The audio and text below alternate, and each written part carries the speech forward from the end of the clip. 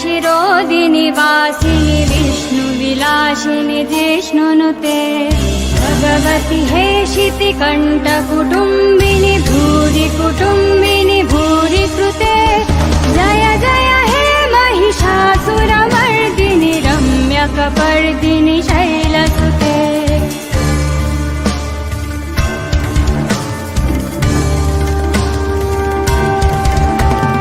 सुरवरवर्षिणि दुर्धरदर्शिनि दुर्मुखमर्षिनि हर्षरते त्रिभुवनपोषिनि शङ्करतोषिनि किल्बिषमोषिनि घोषरते धनुजनि रोषिनि दिथिश्रुतरोषिनि दुर्मथतोषिनि सिन्धुसुते जय जय हे महिषासुरमर्दिनि रम्यकपर्दिनि शैलसुते जय जय हे महिषासुरमर्दिनि रम्यकपर्दिनि शैलसुते जय जय हे Mahishasuramardini रम्यकपर्दिनि शैलसुते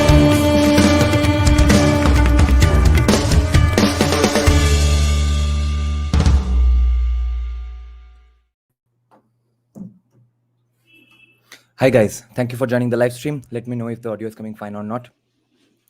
Yeah, I think it's coming fine. So who all have joined? I think a little less than the usual number of people will join because it's a very odd time and I, as usual, announced pretty late. So hi Buddha Bhattacharya, eagerly waiting. He's saying, I read a book by R.C. Majumdar called Hindu Muslim Sanskriti, which has dealt with this topic. Okay, interesting. I have never read R.C. Majumdar. So Nina has also read R.C. Majumdar. So both of you all tell me, what has he said about how the conversions went about in this area of Bangladesh and West Bengal? Nina is saying, Jai Shri Ram, Jai Shri Ram. Your channel has become about reading leftists and finding right-wing talking points in their work. Yes, that is life. And Richard M. Eaton is a regular on places like Jaipur Literature Festival. He does podcasts with William Dalrymple before Dalrymple becomes RSS Kadalla. Then all of these usual leftist academic circles. Kaladin is saying, I'm here and I'm not gonna make any stupid comment today. Yeah. And then there's hate speech against animals. Okay, something's wrong with my screen, I think. Is there something wrong? Oh, wait.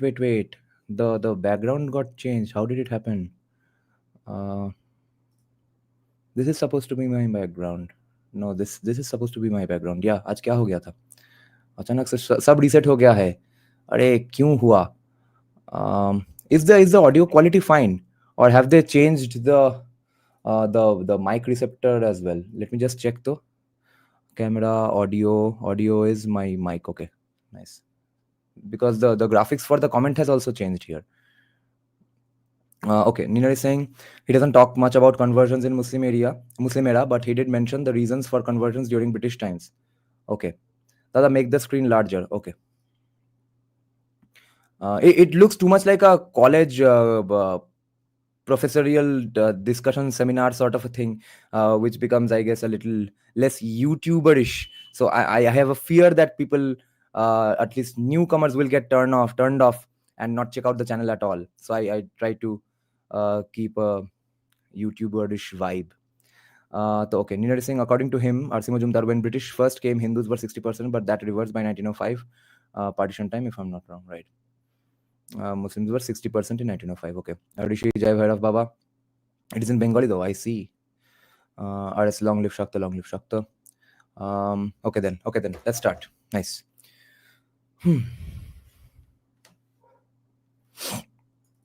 So he did his PhD from the University of Wisconsin in 1972. He's a legendary historian. Shrines, cultivators, and Muslim conversion, quote-unquote conversion in Punjab and Bengal, 1300 to 1700 AD. Now, the main question we are looking answers for today in this discussion is the myth or the idea or maybe the truth that people converted to Islam, Hindus converted to Islam because of the evil oppressive caste system, or the caste system as people know it, and because of the evil wrongdoings of untouchability practicing deep state powerful Brahmins of Bengal region. Was it because of that, or was it something else? That's the answer we are going to look for in this discussion. I'll just check the last two comments, and then we'll get into the paper. So he tells that the hatred is more because one hatred toward kafir, and second, the remembered history of hatred towards higher caste. Okay. R C মজুমদারের নেহেরুর কাছে গিয়ে fountain pen ভেঙে দিয়েছিল, কারণ Hindu majority খুলনার যশোরে ইন্ডিয়াতে আসেনি বলে নেহেরু দাবি ছিল মুর্শিদাবাদ কাল্টিভেশনের জন্য হল। Okay, the history of Bengal by R C Majumdar speaks a lot on how conversions happened during Mughal era. Okay, so Arju, let us also know in the comment section about how he says the conversions went about in the Bengal area, not the rest of India. Rest of India, to we know. Okay, so let's see. Richard M. Eaton says, this article discusses the growth of predominantly Muslim populations in two regions of South Asia, Western Punjab and Eastern Bengal. No evidence supports conventional understandings that Islamization in these areas resulted from a desire for social liberation on the part of the lower orders of the Hindu caste system. पहले second sentence में ये क्या छक्का मार दिया? Holy shit. Nor should Islamization in these regions be characterized as instances of conversion, a term embedded in the 19th century Protestant missionary movement and thus inappropriate for reconstructing religious processes in medieval Bengal and Punjab. Rather, transformations of religious identity in these two regions appear to have been gradual and unself-conscious in nature. They also appear to have been part of larger socio-political and economic changes that were occurring in the regions, in particular, the diffusion of settled peasant agriculture. So Anand Sridhar, hi, our resident Tamil Brahmin libertarian is here to check out whether Brahmin oppressing led to Hindus converting to Islam in Bangladesh area or not. The transformation of religious identities of whole societies is one of the most consequential themes of world history. Much of the world's political geography, certainly that of South Asia, is the product of earlier diffusions of religious systems. Yet, historians have faced many problems in attempting to explain these phenomena. Some of these are conceptual. Let's see the footnote. This article draws on the introduction to Eaton, India's Islamic traditions, Eaton's rise of Islam and the Bengal frontier, and the political religious authority of the shrine of Baba Farid. Okay, so from 3 of his own books.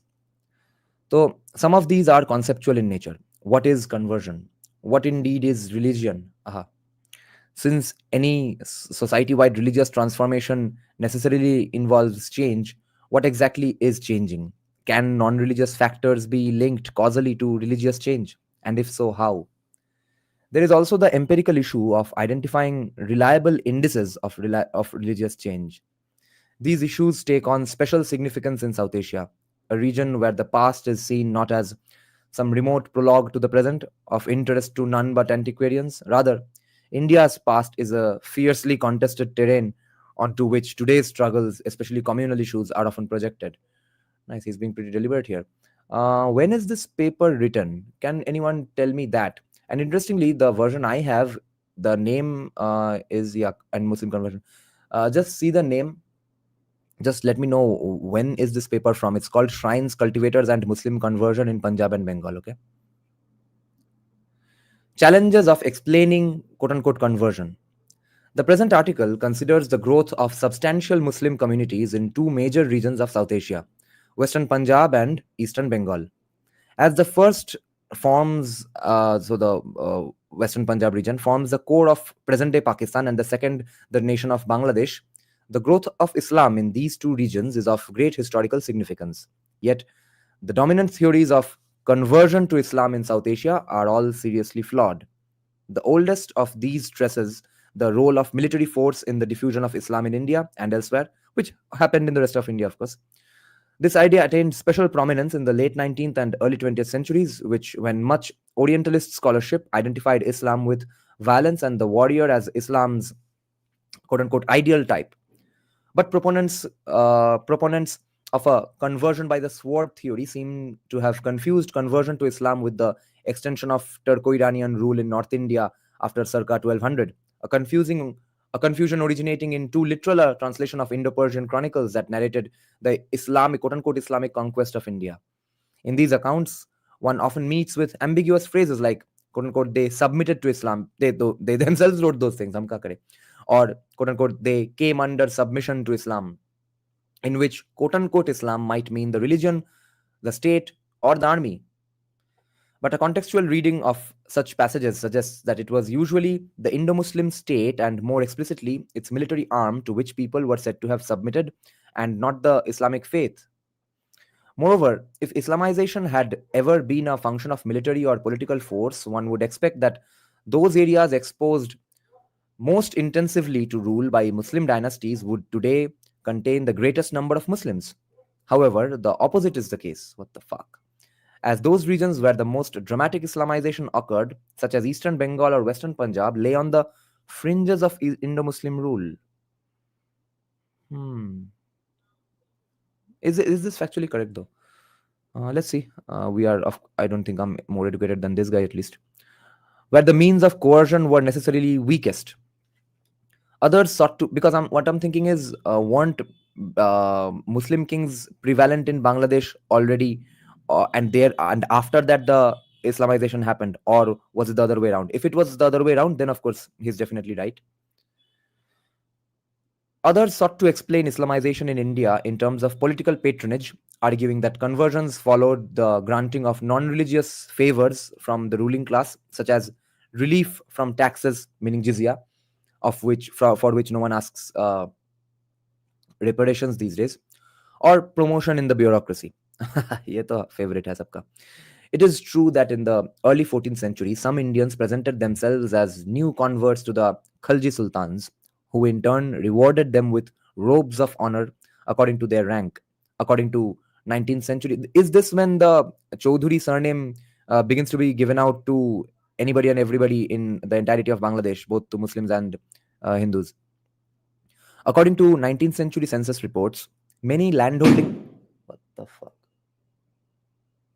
ये bomb blast का क्या significance है? According to 19th century census reports, many landholding families of North India were remembered as having declared themselves Muslims in order to escape imprisonment for non-payment of revenue or to keep ancestral lands in the family. So you see the ancient justification for the Enemy Properties or Vested Properties Act of Bangladesh today.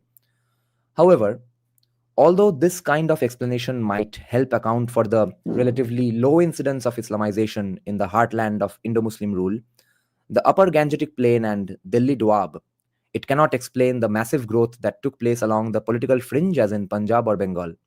Like military pressure, political patronage would have decreased rather than increased as one moved away from the centers of Indo-Muslim power. Let me check some comments a little bit because the claims are a little fascinating. Footnote on the first page itself tells that the article is taken from introduction part of Eaton's book Rise of Islam and Bengal Frontier. And when is it from? Ayangars in general are Tambrams. I just don't identify as one anymore. And yes, they faced a lot of attacks, especially in places where Congress was weak. The Tamil Nadu Congress used to actually be quite pro-Hindu yes, in the entirety of South. Even in Kerala, Congress used to be the Hindu party. CPIM used to be the Christian and Muslim party. But ever since Sonia and her spawn have come, they have destroyed the protection of Hindus, right? So, I have loads of Thomas, lol. I don't deserve that epitaph. You are the Jati Varna apologists, Kushal and AIM warned us against, yes. He speaks of both forced conversions as well as willful conversion for economic benefits. Acha, fair enough. Jai Shri Ram Adibhan. Okay, let's continue then. Makes sense till now. Okay. So, by far, the most widely held theory of Islamization in South Asia links the growth of Islam with social improvement and more specifically with liberation from a Brahmanically defined social order. The theory postulates a Hindu caste system that is unchanging through time and rigidly discriminatory against its own lower orders. We know what a load of crap this is, but unfortunately, that sentence is going to be very easily misunderstood. So let's not get into that right now too much. For centuries, it is said members of the lower castes suffered under the crushing burden of oppressive high caste Hindus, especially Brahmins.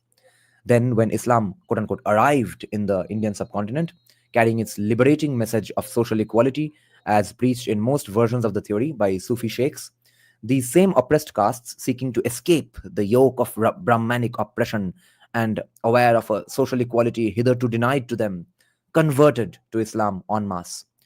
By juxtaposing what is perceived, तो भाई मजे का बात ये है कि इस्लाम से पहले भी तो बहुत लोग आए थे. अगर अगर ब्राह्मण से भागना ही था तो और कुछ चीज नहीं मिला और कोई कल्चर नहीं मिला कन्वर्ट करने को. पहली बार इस्लाम आने के बाद ही याद आया कि अच्छा चलो बढ़िया प्रश्न चल रहा है, भागो यहाँ से. By juxtaposing what is perceived as inherent wickedness of Hindu society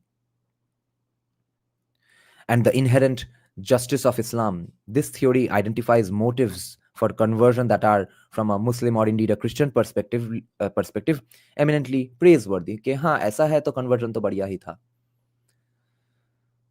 The difficulty, however, is that no contemporary evidence supports such a theory. For example, there is no reason to believe that Islam in pre-British times was associated with ideas of social equality, as said by even Irfan Habib. Ke Muslim kings benefited from caste system because castes helped Indian society, or the Indian civilizational state called Bharatavarsha, to run like a semi-quasi anarcho-capitalist state. Okay, all these castes are self-regulating, small, self-governing autonomous bodies. You want to administer a state, you don't want to be a nut job dictator, you don't want to centralize too much, leave it up to castes. In comparing their tradition to, for example, there is no reason to believe that Islam in pre-British times was associated with ideas of social equality. In comparing their tradition to other Indian religions, pre-modern Muslim intellectuals wrote of Islamic monotheism as opposed to Hindu polytheism, and not of Islam's ideal of social equality as opposed to Indian notions of inequality. Moreover, this theory of conversion, like the two mentioned earlier, is refuted by facts of human geography. Owing to the uneven distribution of Brahmanic culture in ancient and early medieval India, the bulk of the indigenous populations of eastern Bengal, western Punjab, the northwestern frontier. Okay, he's saying indigenous, तो हमको समझ लेना है कि ये तो जनजाति बोल रहे हैं, not आदिवासी. तो he means Adivasi, but this is from the era of believers of Aryan invasion theory, of course. So, owing to the uneven distribution of Brahmanic culture in ancient and early medieval India, the bulk of the indigenous populations of eastern Bengal, western Punjab, the northwest frontier, meaning Afghanistan area, and Balochistan had not yet, at the time of their contact with Muslims, been fully integrated into a Brahmin ordered society. Now, this is a weird fucking claim because it goes opposite of the Aryan invasion theory idea even. कि भाई Aryans वैदिक people आ रहे थे convert करते करते करते करते waste से, और वेस्टर्न रीजन खुद रह गया अनकन्वर्टेड टू ब्राह्मणिज्म एंड वैदिक फिलोसफी, वैदिक रिलीजन. ये क्या आर्यन इन्वेजन है? या फिर कश्मीर से आ रहे थे ऊपर से. तो उसलिए होगा वो बंगाली हिस्ट्री यूट्यूबर बोल रहा था एक दिन, यू ऑल तो non Bengalis don't know, he was saying that Aryans upper caste of India came from Norway. We are all, not me, तो you all are, you upper castes are all Viking descendants. तो so Pakistan, Afghanistan, Balochistan is not even integrated with Brahmanism in the first place, according to Richard M. Eaton. क्या converter बनेगा रे तू? Yet, as is shown in the earliest reliable census returns, it was precisely in these regions that the vast majority of South Asian Muslims ultimately emerged. In short, having never been fully absorbed into a Brahmin ordered society in the first place, there was no logical way that peoples of these areas could have sought escape from an oppressive Hindu social order. So he is trolling big time. Let me just check some comments now. Scandinavian blue-eyed blonde-haired Aryans, yes. Why would anyone come to India from Norway? भाई बहुत ठंड है वहाँ पे. Who, I don't remember his name. Anirban, I think. Yeah, Anirban something. We did a live reaction as well. Check out our old live streams. Norway वाले का तो yeah. Giridhar नहीं वो हम नहीं पढ़ेंगे. Tathagat Rai also says in his book that Muslims had converted from Buddhists because in local language Muslims are referred to as Nere, like Nera Takla. तो वो नाम देख के convert हो गया क्या? Okay, let's continue now. Wait, I have to respond to one nice comment here.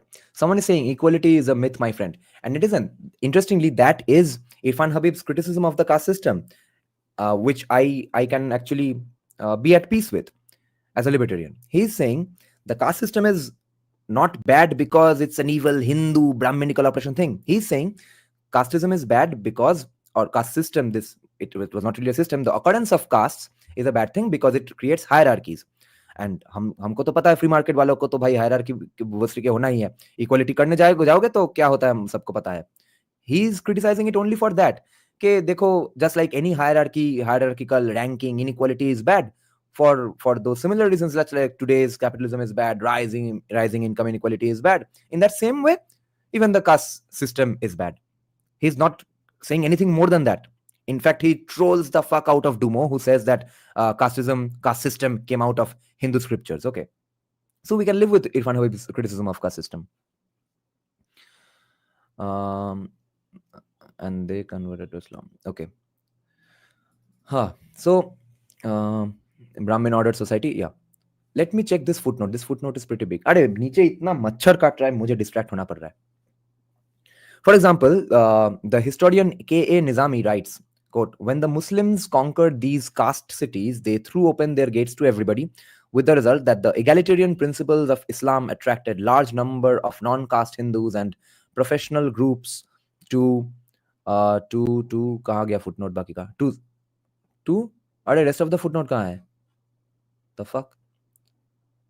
Groups to the fold of Islam.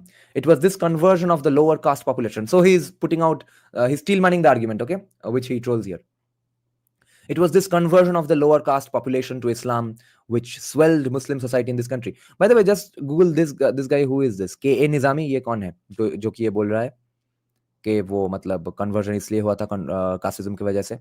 The Muslim saints handled the problem of conversion with great sympathy, understanding, and love. Nizami writes this in Al-Hind, Islam, Encyclopedia of Islam, Volume 3, 429.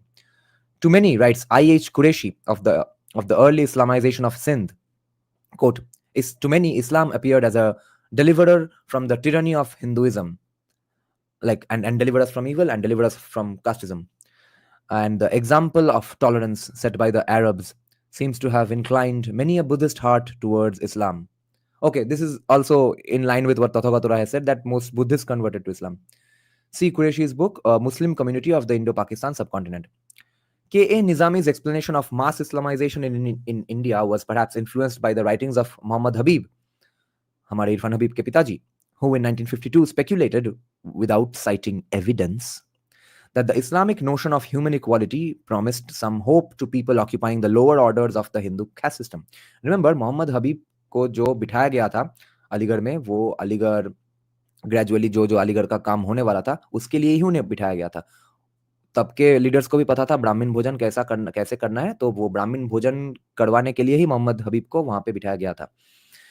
In Muhammad Habib's view, the turnover of quote-unquote turnover of public opinion caused by the reception of that notion forestalled popular resistance to invasions by Muslim Turks. अच्छा, convert कर ही लेंगे, अत्याचार हो रहा है Brahmins के तरफ से, तो चलो मुस्लिम टर्क्स को काहे रोकना.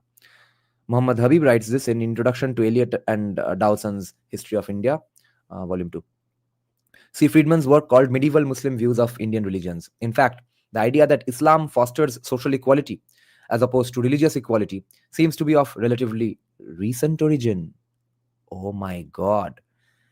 भाई ये तो टोपी पहनाने का जो मेटाफोरिकल और लिटरल काम है, ये लेकिन बहुत बहुत ही सिग्निफिकेंट और सक्सेसफुल तरीके से हुआ है. Because these days in every first world country, all the liberal family wale young kids, guys and girls, are absolutely buying this idea. And frankly, even the Muslims who are saying these things believe it themselves. The first world Muslim kids who are telling their friends that, you see, the Quran teaches equality and complete religious cultural, social equality, etc. So, but this is a recent phenomenon. In fact, the idea that Islam fosters social equality as opposed to religious equality seems to be of relatively recent origin, dating only from the period of the Enlightenment, and more particularly from the legacy of the French Revolution among 19th century Muslim reformers. Lol. See Hurani's work, Arabic Thought in the Liberal Age, And Lewis's work, Impact of the French Revolution on Turkey. Fuck, nice. See, this is why you must read quality research. Attempts to explain the growth of Islam in South Asia suffer from other conceptual flaws as well, such as the implicit assumption that quote unquote conversion requires an underlying motive. According to this way of thinking, a potential convert would self consciously and deliberately choose to change his or her religion. But the presumption of conscious intentionality on the part of such converts seems to be a backward projection of 19th and 20th century notions of religious conversion, which in turn were informed by models and terminology generated by the worldwide Protestant missionary movement. In the latter context, in the worldwide Protestant missionary movement, conversion was understood as not only conscious and deliberate, but sudden and thorough. Darkness was replaced by light, error was replaced by truth. The following revivalist hymn, which comes straight out of this 19th century movement, captures the spirit of a willed, deliberate act. Amazing grace, how sweet the sound that saved a wretch like me. I once was lost, but now am found, was blind, but now can see. In this deeply Protestant revivalist vision of religious action, the individual is construed as an autonomous and conscious actor, as someone who deliberately chose to convert and who had specific reasons or motives for making that choice. Even the word conversion, literally, meaning to turn over, convert, carries distinct Protestant overtones, inasmuch as it connotes a sudden and complete rejection of one's former religious identity in exchange for a new one. Informed by this model of religious change, 19th and 20th century scholars who studied the growth of Islam in South Asia, perhaps unconsciously, sought analogues for what 19th century Christian missions had been doing in European colonies. In his influential study called The Preaching of Islam in 1896, T.W. Arnold explained the growth of Islam in India mainly in terms of the preaching by Muslim missionaries.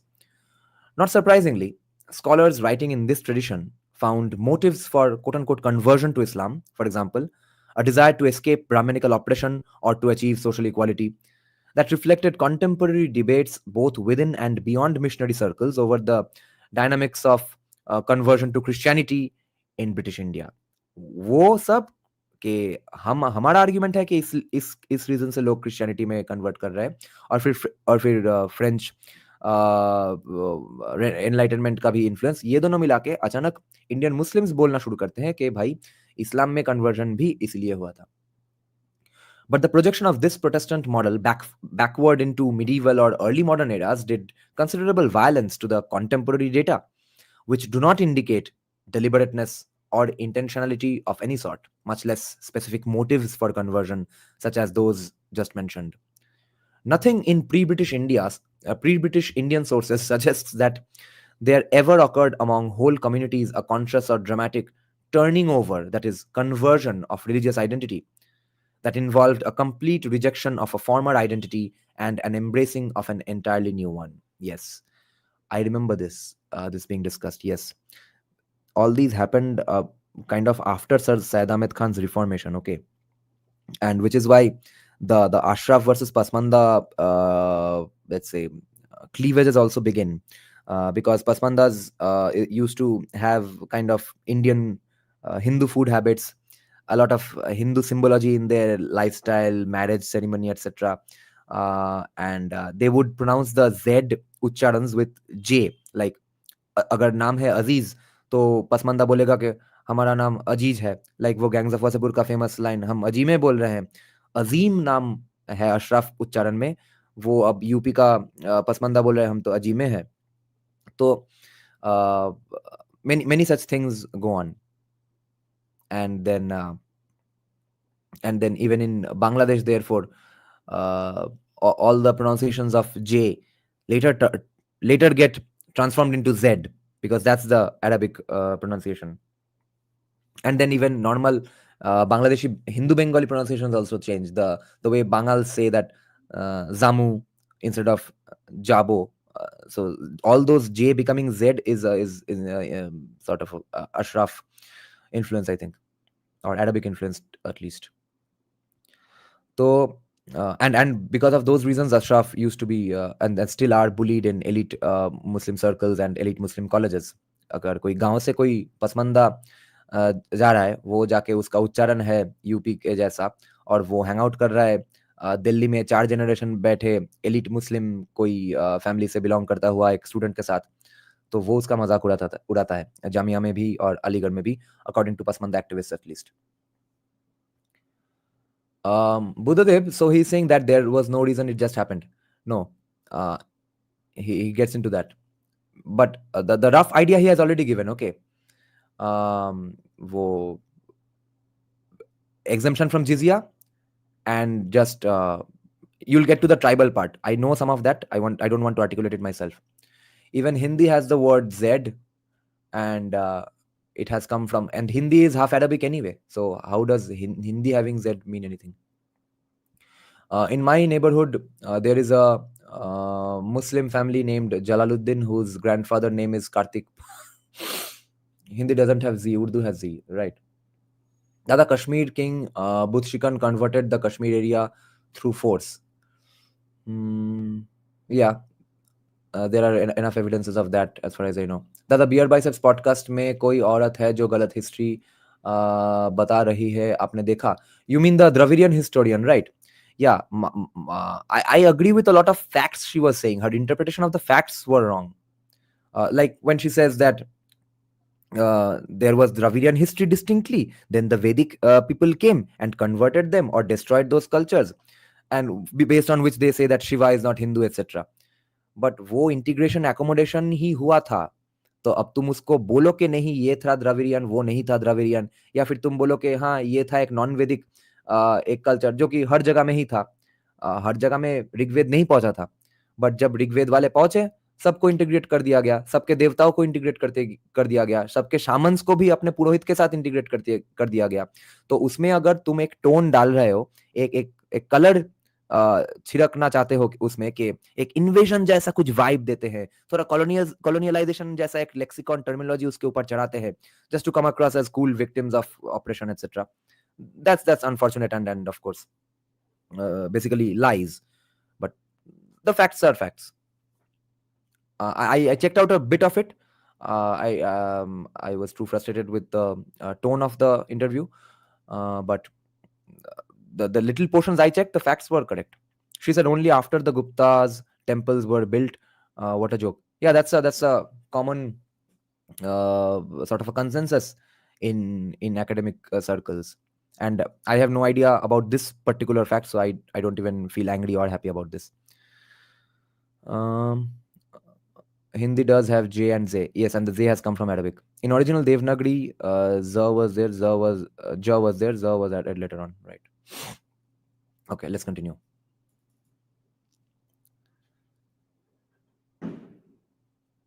So, nothing in pre-British Indian sources suggests that there ever occurred among whole communities a conscious or dramatic turning over, that is, conversion of religious identity, that involved a complete rejection of a former identity and an embracing of an entirely new one. By the way, to answer Buddhadev's question here, that and also the Kashmir question, that yes, some places definitely had forced conversion, but if force was the only issue, then why were people where Muslim kings are not prevalent, why are those places converting? So Kashmir is not part of this discussion.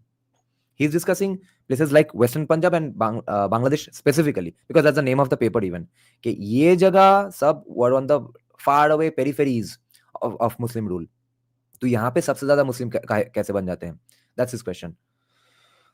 So what the original evidence rather points to is a slow, almost glacial process of creative adaptation that was so gradual in pace and so subtle in character as to go largely unnoticed by either inside or outside observers.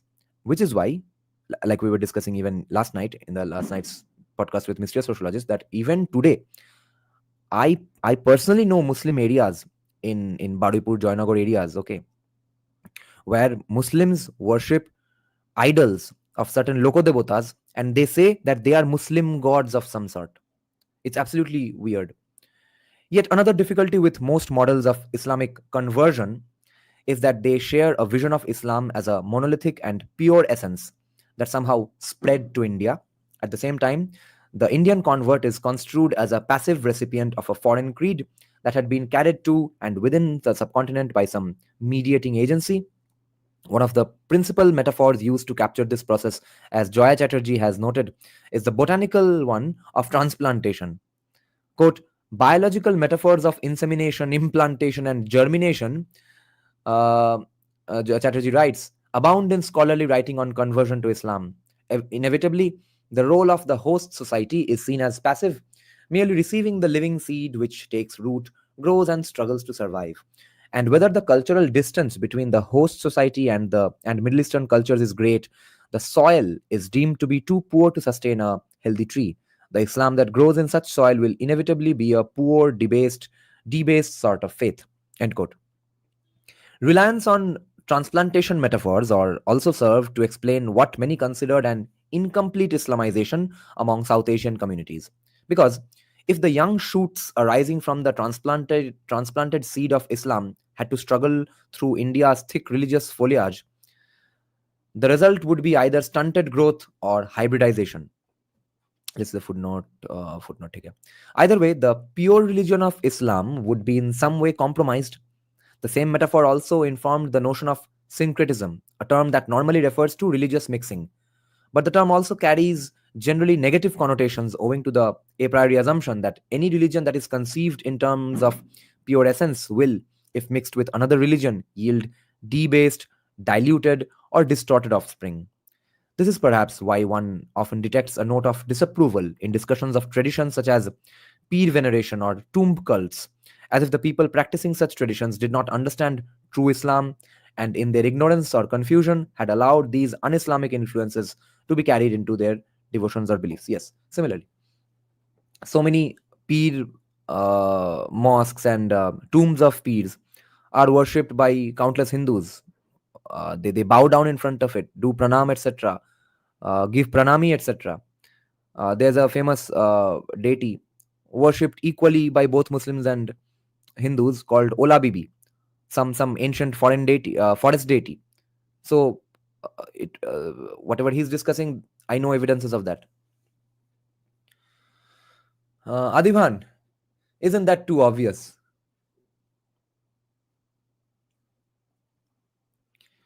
Influences to be carried into their devotions or beliefs. An earlier tradition of scholarship viewed Indo-Muslim cultural history from the standpoint of Arab heartland, understood as the natural home of an unadulterated pure Islam. Such a perspective necessarily consigned India to the role of periphery, and hence its vast and diverse populations of Muslims as practicing forms of religion that were to some degree debased or diluted. It's prevalent even today. Recent scholarship, however, has adopted a more decentered perspective. Instead of viewing the Middle East as a net exporter of culture and South Asia as an importer, a perspective underlying the idea of the spread or expansion of Islam, scholars have begun exploring the ways that South Asians actively engaged with Islamic traditions and creatively incorporated them into their lives and cultures, thereby making them their own. That is to say, what is commonly called conversion to Islam was actually very much an interactive and creative engagement that, over a protracted period of time, served to indigenize Islamic culture and Muslim communities as natural parts of South Asia's cultural landscape. This is also kind of true. No matter how much maybe just Saudi Arabians look down upon rest of especially South Asian Muslims, people like Muhammad Hijab and all, though he's of Pakistani descent, but I have seen many Muslim activists and all speak very highly of our Deobandi sect and stuff. What's the other one? Deobandi and Barelvi. Yeah. So they think that they have done a great job of coming up with fresh new ideas in Islam. This seems to have occurred in much the same way that, for example, Christianity and Christian communities over time became indigenized as a natural part of Europe's cultural landscape. Indigenization थोड़ा बहुत नहीं हुआ है ऐसा नहीं है, but सबसे ज्यादा शायद हुआ है मार्थोमा क्रिश्चियंस के साथ, वो सीरियन क्रिश्चियन जो होते हैं केरला के, who first came as Syrian Jews when they were being persecuted by the Roman Empire. Then they come here. Then there are different versions of the story that Saint Thomas comes here and converts them, or someone from the Saint Thomas sect comes here and converts them. But the main fun part is that they develop Marthoma Christianity on their own, absolutely insulated from the rest of the Christian world. So when Catholics later come as colonizers, Portuguese and the British, they come and persecute and burn religious books of the Marthoma Christians in Kerala. They say, what's this kind of Christianity? We've never seen it, because their cross is different. Okay, there's no Jesus Christ on the Marthoma sect's cross. Okay, they have many names. They are called Syrian Christians, Nazrani Christians, Marthoma Christians, as well as Saint Thomas Christians. These are the 4 names they have. And these days they can be both Catholic and non-Catholic. But when first Catholics came, especially the Portuguese, uh, they persecuted them a lot. And their argument was that we have not heard of this thing called Saint Thomas Christians or Marthoma Christians, and what is this cross? We don't trust you. Who are you guys? Why are you distorting Christianity? And with whose authority? We are the real Christians, and we'll teach you real Christianity now.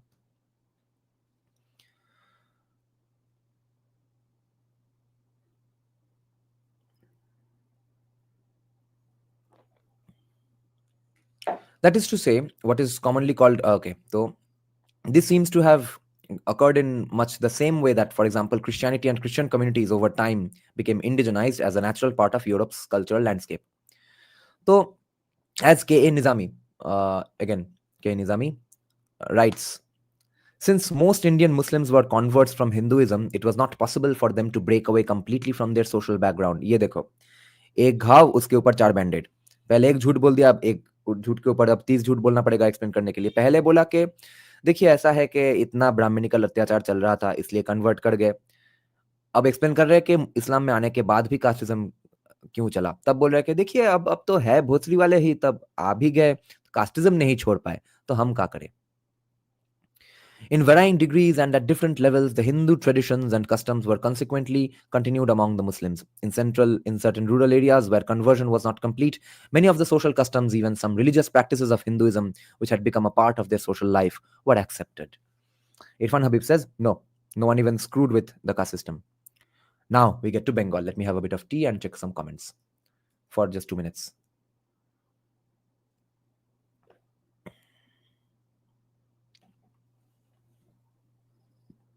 Shotto Narayan Shotto Pir. What a great deceiving. So they made new firqa which were compatible for Hindus, and later they give up old beliefs because you are Muslim now. What a great deceive.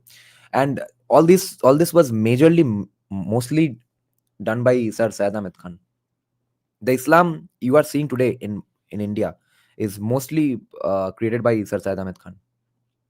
For example, the mostly the urban Hinduism that you are seeing today is basically created by Raja Ram Mohan Roy and the Brahmo Samadhis. Buddhism, in most cases, it is because of regressive Muslim thinking of no symbolism in Bangladesh. We don't even tribals in Gujarat worship Ma Amba and Kuldevi or Kuldevtas. I have no idea why, but along with Hindus, mazars are being attacked. Why are mazars being attacked? अजीब बात है. Muhammad hijab ko अच्छा. So Islamists used religious deceivings for conversion, and people didn't even know they were being converted. Later, they forced them to give. Basically, hence the term topi pehnana. The one reason is delusions like Shotanaran and Shottapir. I once read a couple of years ago a Bangladeshi news article where a dot was used underneath jaw to mimic the Z sound. Genius. In Bengal, Titumir. Call it. My theory is actually Buddhist influences influenced areas converted majorly. That is Pakistan and Bangladesh. I don't know about Pakistan area, but the problem with Bengal region is that even the Buddhists were not that many in number. The majority of this area's population were just tribals worshipping their indigenous deities or lok devtas, okay, pre-Vedic Gram devtas. So they were not even in Buddhism to convert from Buddhism to Islam. Okay, let's continue then. Let us look more closely at 2 regions of South Asia, Eastern Bengal and Western Punjab, where Muslim communities had already achieved demographic preponderance by the time British census takers began compiling statistics in the late 19th century.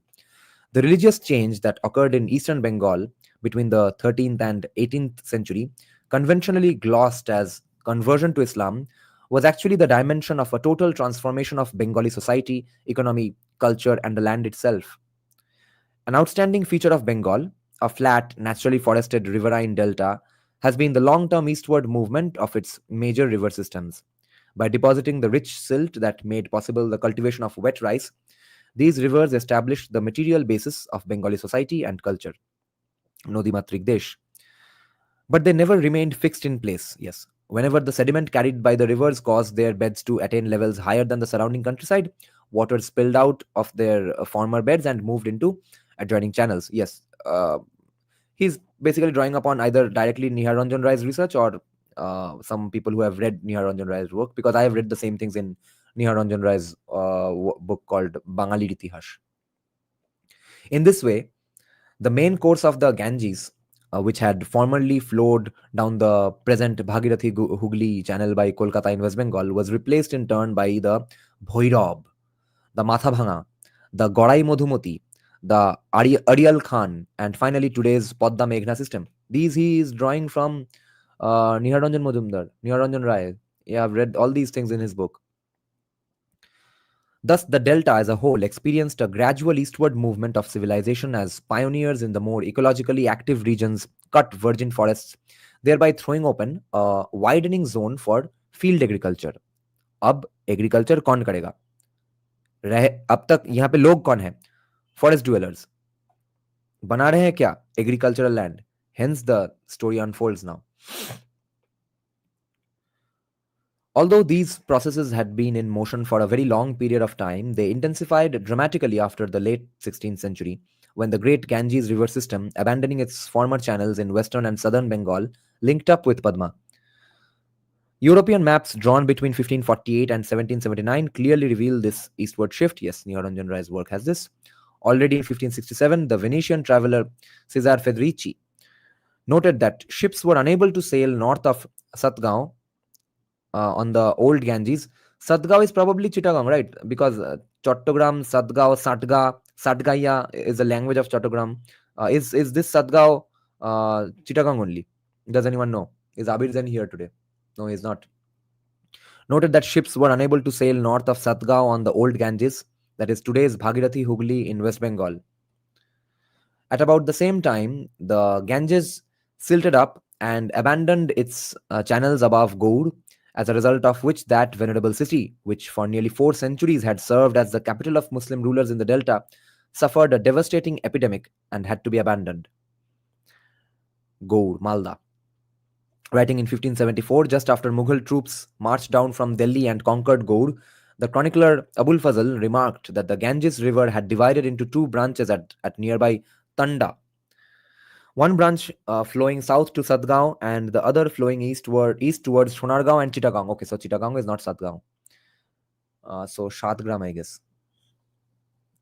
Just search about Jalaluddin Muhammad Shah. I have made a video about him 2 years back, and we discussed him even in our last night's podcast. In the 17th century, the former branch continued to decay as progressively more of its water was captured by the channels flowing to the east, to the point that by 1666, this branch had become altogether unnavigable. As the delta's active portion gravitated eastward, the regions in the west, receiving diminishing levels of fresh water and silt, gradually become moribund. Cities and habitations along the banks of abandoned channels declined as diseases associated with stagnant waters took hold of local communities. To the east, however, these changes had the opposite effect. With the main waters of the Ganges now pouring through the channels of the Padma River, the combined Ganges-Padma system linked eastern Bengal with North India at the very moment of Bengal's political integration with the Mughal Empire. At the same time, the main body of Ganges silt, now carried directly into the east, was deposited over an ever greater area of the eastern delta during annual flooding. This permitted an intensification of cultivation along the larger rivers where rice culture had already been established, and an extension of cultivation into those parts of the interior not already brought under the plough. As a result, eastern Bengal attained levels of agriculture and demographic growth no longer possible in the western delta. These changes are reflected above all in the statistics of the Mughal government's share, Khalisa, of the land revenue demand, Joma. Since the revenue demand represents the government's estimate of the land's income generating capacity, and since Bengal's major income producing activity was the cultivation of wet rice, a labor intensive crop, these statistics also suggest changes in the relative population density of different sectors within the delta. Between 1595 and 1659, the revenue demand for the northeastern portion of the delta increased by 97%, while that of the southeastern quadrant, the most ecologically active part of Bengal, increased by 117%.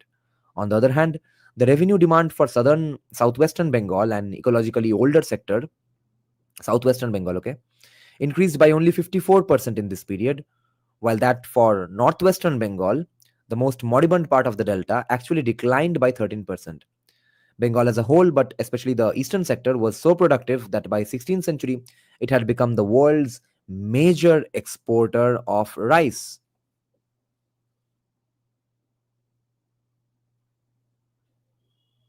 So see the revenue demand variations. Frenchman Francois Pirard says there is such a quantity of rice. He says this after spending the spring of 1607 in the eastern port of Chittagong.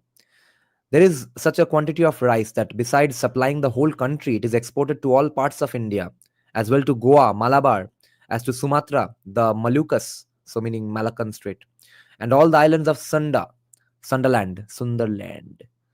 Sunda is Southeast Asia as well, to all of which lands Bengal is a very nursing mother. वो थे दिन.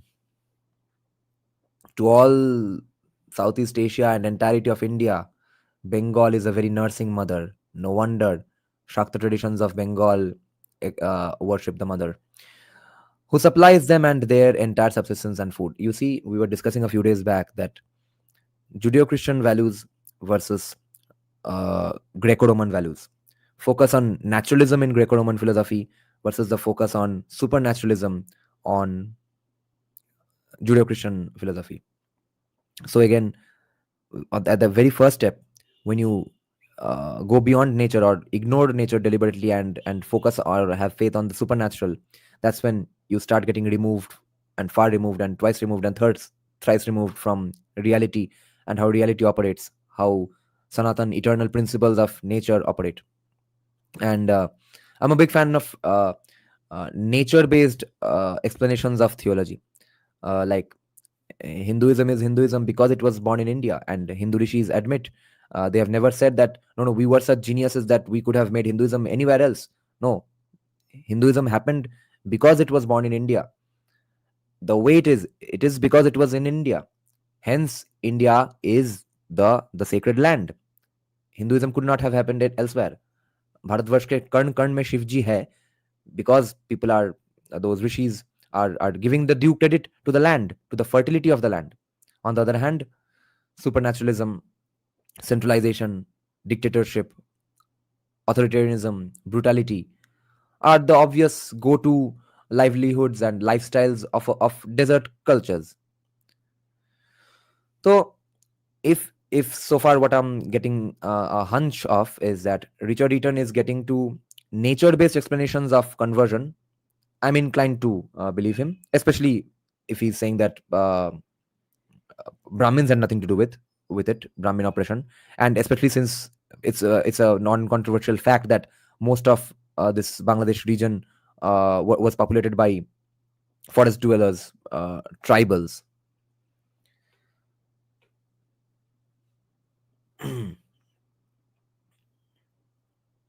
Thus, one sees uh, arrive there every day an infinite number of vessels from all parts of India for these provisions because Bengal is the nursing mother. In short, Bengal in this period presents a moving economic frontier, the product of a long term process whereby land fertility, rice cultivation, and population density all grew at a faster rate in the east than in the west. ये दिन कब आएंगे? Bengal's agricultural boom coincided not only with the consolidation of Mughal power, even in the power in the province, but also with the growth in overland and maritime trade that linked Bengal ever more tightly to the world economy.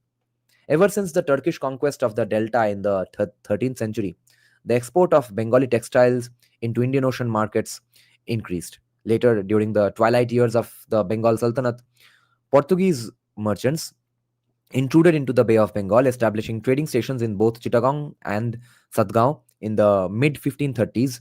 In the last 2 decades of the 16th century, while Mughal troops were pushing into the heart of the active delta and establishing their provincial headquarters in Dhaka, the Portuguese built the major port of Hooghly, adjacent to modern Kolkata, expanded their community in Chittagong, and planted mercantile colonies in and around Dhaka. In early 17th century, the Dutch and English trading companies. एक minute. In the early 17th century, the Dutch and English trading companies gradually replaced the overextended Portuguese as the dominant European merchants in Bengal's port cities. So they got replaced finally. Okay, who replaced them? The Dutch and the English East India Company. And remember, as Sandeep Sanyal points out, the Dutch East India Company. The only reason we are doing this paper today, or we are reading comfortably English and not the Dutch language, not the Netherlands Viking language, is because the King Martand of Travancore uh, kicked the shit out of the Dutch East India Company, from which they never recovered. But hilariously enough, the Navy general who had brought the Dutch East India Company to India defected and became a collaborator of King Martanda Varma, and his grave is till this date in Kerala only, or in some place in southern India. He then became Martanda Varma's trusted general to handle navy in that area.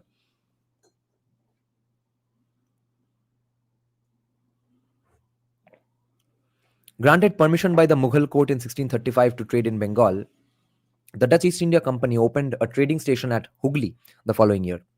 By the end of the, remember at this point, Dutch East India Company is way more prosperous and powerful than the British East India Company. Okay. By the end of the 17th century, okay, so granted permission by the Mughal court in 1635 to trade in Bengal, the Dutch East India Company opened a trading station at Hooghly the following year. By the end of the 17th century, the export of raw silk and cotton textiles had grown so rapidly that Bengal emerged as Europe's single most important supplier of goods in all of Asia. और ये बना बनाया हुआ society economy resources मिला कांडू लोगों ने लाया communism. As a consequence of this manufacturing boom and the commercial connection with Europe, substantial quantities of silver poured into the province. This is why I get so pissed off, even though I have all my sympathies for all the people who suffered slavery. But when people say that America was built on the backs of slavery, हाँ slavery और कहीं पे नहीं था, और किसको कौन रोका था स्लेवरी करने को, सिर्फ अमेरिका ही का है प्रॉस्परस बन गया. You will go on shooting yourself in the foot with Karl Marx's ideas, then blame whoever becomes successful for doing things that are needed to do successful, needed to achieve success. Like if you get a left-leaning academic today, they will criticize USA for three things majorly in history, all three things which are contradicted to each other. Okay, they will criticize USA for doing slavery, on the backs of which apparently USA is built. Now, these days, those same people are saying that USA was built on the backs of slavery or black people. At the same time, a few hours later, they say USA was built on the backs of Mexican population. Or sometimes now they are saying also that USA was built on the backs of Chinese immigrants in the 1830s. Okay, even though it got independence in 1776. So everyone built America except white people, of course. So ultimately racism ही करना है. So by the way, slavery was bad because it was non-consensual and America was built on the backs of it. Secondly, America is also bad because it gives evil incentives to entice people into coming to their country. So incentive बिना पकड़ के लाओ वो गलत है, खरीद के लाओ वो गलत है, इंसेंटिव दे के लाओ वो खराब है, वो गलत है. अब ट्रम्प बोल रहा है कि ठीक है हम थोड़ा इमिग्रेशन कम कर देते हैं, हम घुस नहीं देंगे, वो भी गलत है according to left-leaning academics. All of goods in all of Asia. So as a consequence of this manufacturing boom, West Bengal and manufacturing boom in one sentence, kya din the, and the commercial connection with Europe, commercial connection with Europe. Substantial quantities of silver poured into the province from outside. In the 1550s, the Portuguese found themselves shipping so much treasure to Bengal that the value of silver currency in Goa actually fluctuated with their sailing seasons to Bengal and Malacca. Between 1709 and 1717, the Dutch and English East India companies together shipped cargoes averaging 4.15 million rupees in value into Bengal annually, 85% of which was silver. Advanced to Bengali agents, merchants, and weavers, none of whom were commies, thankfully. This treasure got absorbed into the regional economy, adding considerably to the existing stocks of rupee coinage already in circulation. Yet, despite the well documented influx of silver during the 17th and 18th centuries, Bengal did not experience price inflation. This was because the production of agricultural and manufactured goods, together with the population base, grew at levels high enough to absorb the expanding money supply created by the influx of outside silver. Indeed, newly minted silver percolated freely throughout Bengali society क्योंकि कोई भोसरी के बाबू नहीं handle कर रहा था economy, controlled economy नहीं था, penetrating ever lower levels and facilitating the kinds of land transfers and cash advances that necessarily accompanied an expanding agrarian frontier. The importance of ready cash in this process is suggested in the Chondi Mongol, a religious poem composed around 1590 by the Bengali poet Mukundoram. In it, the goddess Chondi gives the poem's hero, Kalketu, a valuable ring and tells him to exchange it for cash. With the money thus obtained, so Kalketu gets a valuable ring, tells him to exchange it for cash. With the money thus obtained, 70 million tankas, from which the later term taka came, okay? It used to be called tonka back then. With the money thus obtained, 70 million tankas, Kalketu is to clear the forest and establish a city and temple in honor of the goddess. See, ये है हमारा, this is why हमारा mythology को भाई history बोलना ही पड़ेगा. हमारा एक way of writing it was different. We involved a lot of magical and fantastical things into it. But तुम क्या करोगे? अब तुम सब expect नहीं कर सकते हो कि हर जगह पे एक way of pedagogy, मतलब same way of pedagogy हर जगह पे होगा. हमारा यही हिस्ट्री डॉक्यूमेंटेशन है. हम एक्चुअल क्या हुआ था इंसिडेंट्स, वो हम ऐसे फिलोसोफाइजेशन करके थोड़ा लाइफ लेसन्स देके एक कहानी, एंटरटेनिंग कहानी के तौर पे लिख डालते थे. वेदर इट्स माँ Durga ending the fight between Panjuli and Guliga to explain the coming of Vedic Brahmins in the Mangalore Tulunadu region, or it's Kalaketu and goddess Chandi conversing with each other and explaining how agricultural lands came about in the forest lands of Bengal. This is our way of writing history. You can't run away from it. तो इसलिए भाई वो हम बोलते हैं ना कि radicals push the needle, moderates get a seat at the table because of the radicals. तो अगर कोई radical बोल रहा है कि हाँ रामायण और महाभारत एकदम ही literally भी true है because it's our history, and yes, even those fantastical weapons and all were there. तो ठीक है, let them push the needle. Commies think they are the crazy ones. We can come across as the moderates and say that yes, those things didn't happen, but it's history nonetheless, bro.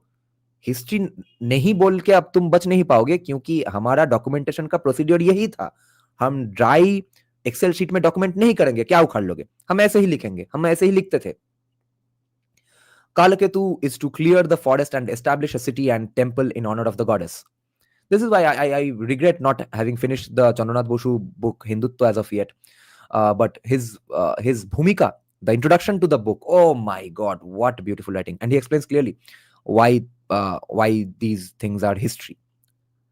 Once the land is ready for agricultural operations, Kalaketu promises to advance to Kayastha landlords.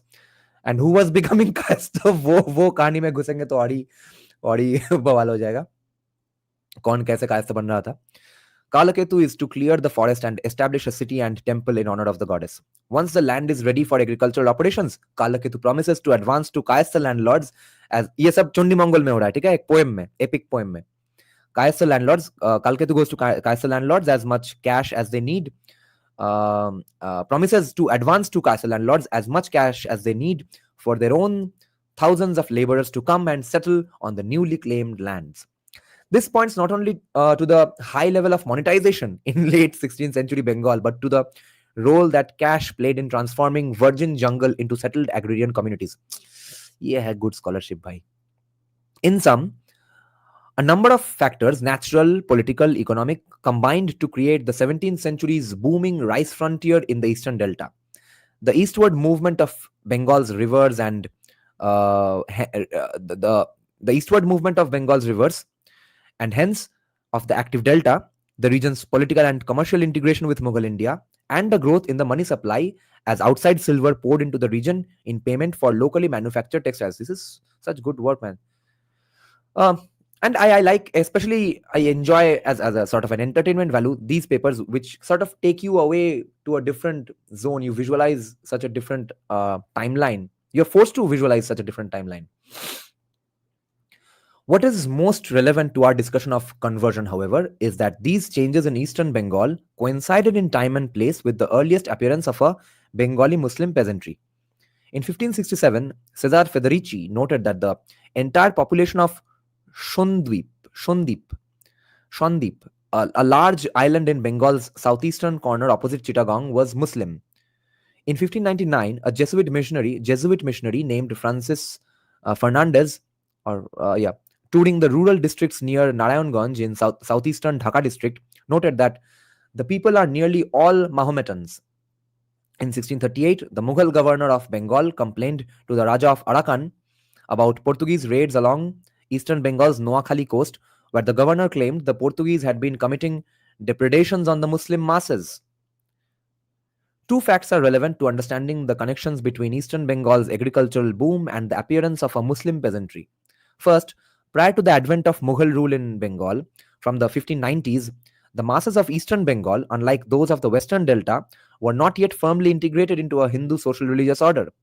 Writing in 1595, at the very dawn of the Mughal age, Abul Fazl Allami, the foremost spokesman for Mughal imperial ideology, wrote that the indigenous peoples of the eastern delta were of dark skin, had little or no beard, and practiced a religion said to be different to that of the Hindus and Muhammadans. This suggests that when the growth of Islam did occur in this region, its populations did not move from a Hindu to a Muslim identity. Rather, the religious culture of the fishing, hunting, and slash and burn farming communities of eastern Bengal was saturated with local forest cults, thus that focused especially on female deities such as Monosha or Chondi. Yes, fair enough. By contrast, the western portion of Delta, where Islam would make little headway, was at the time of the Mughal conquest already populated by settled wet rice cultivating communities of hierarchically ordered Hindu castes. Okay, so the Brahman, Buddhas, castes, etc. As was noted by Father Martin S.J., who toured the Hooghly region of West Bengal in 1699, said, quote, nearly the whole country is given to idolatry, end quote. Let me have some tea now and check some comments.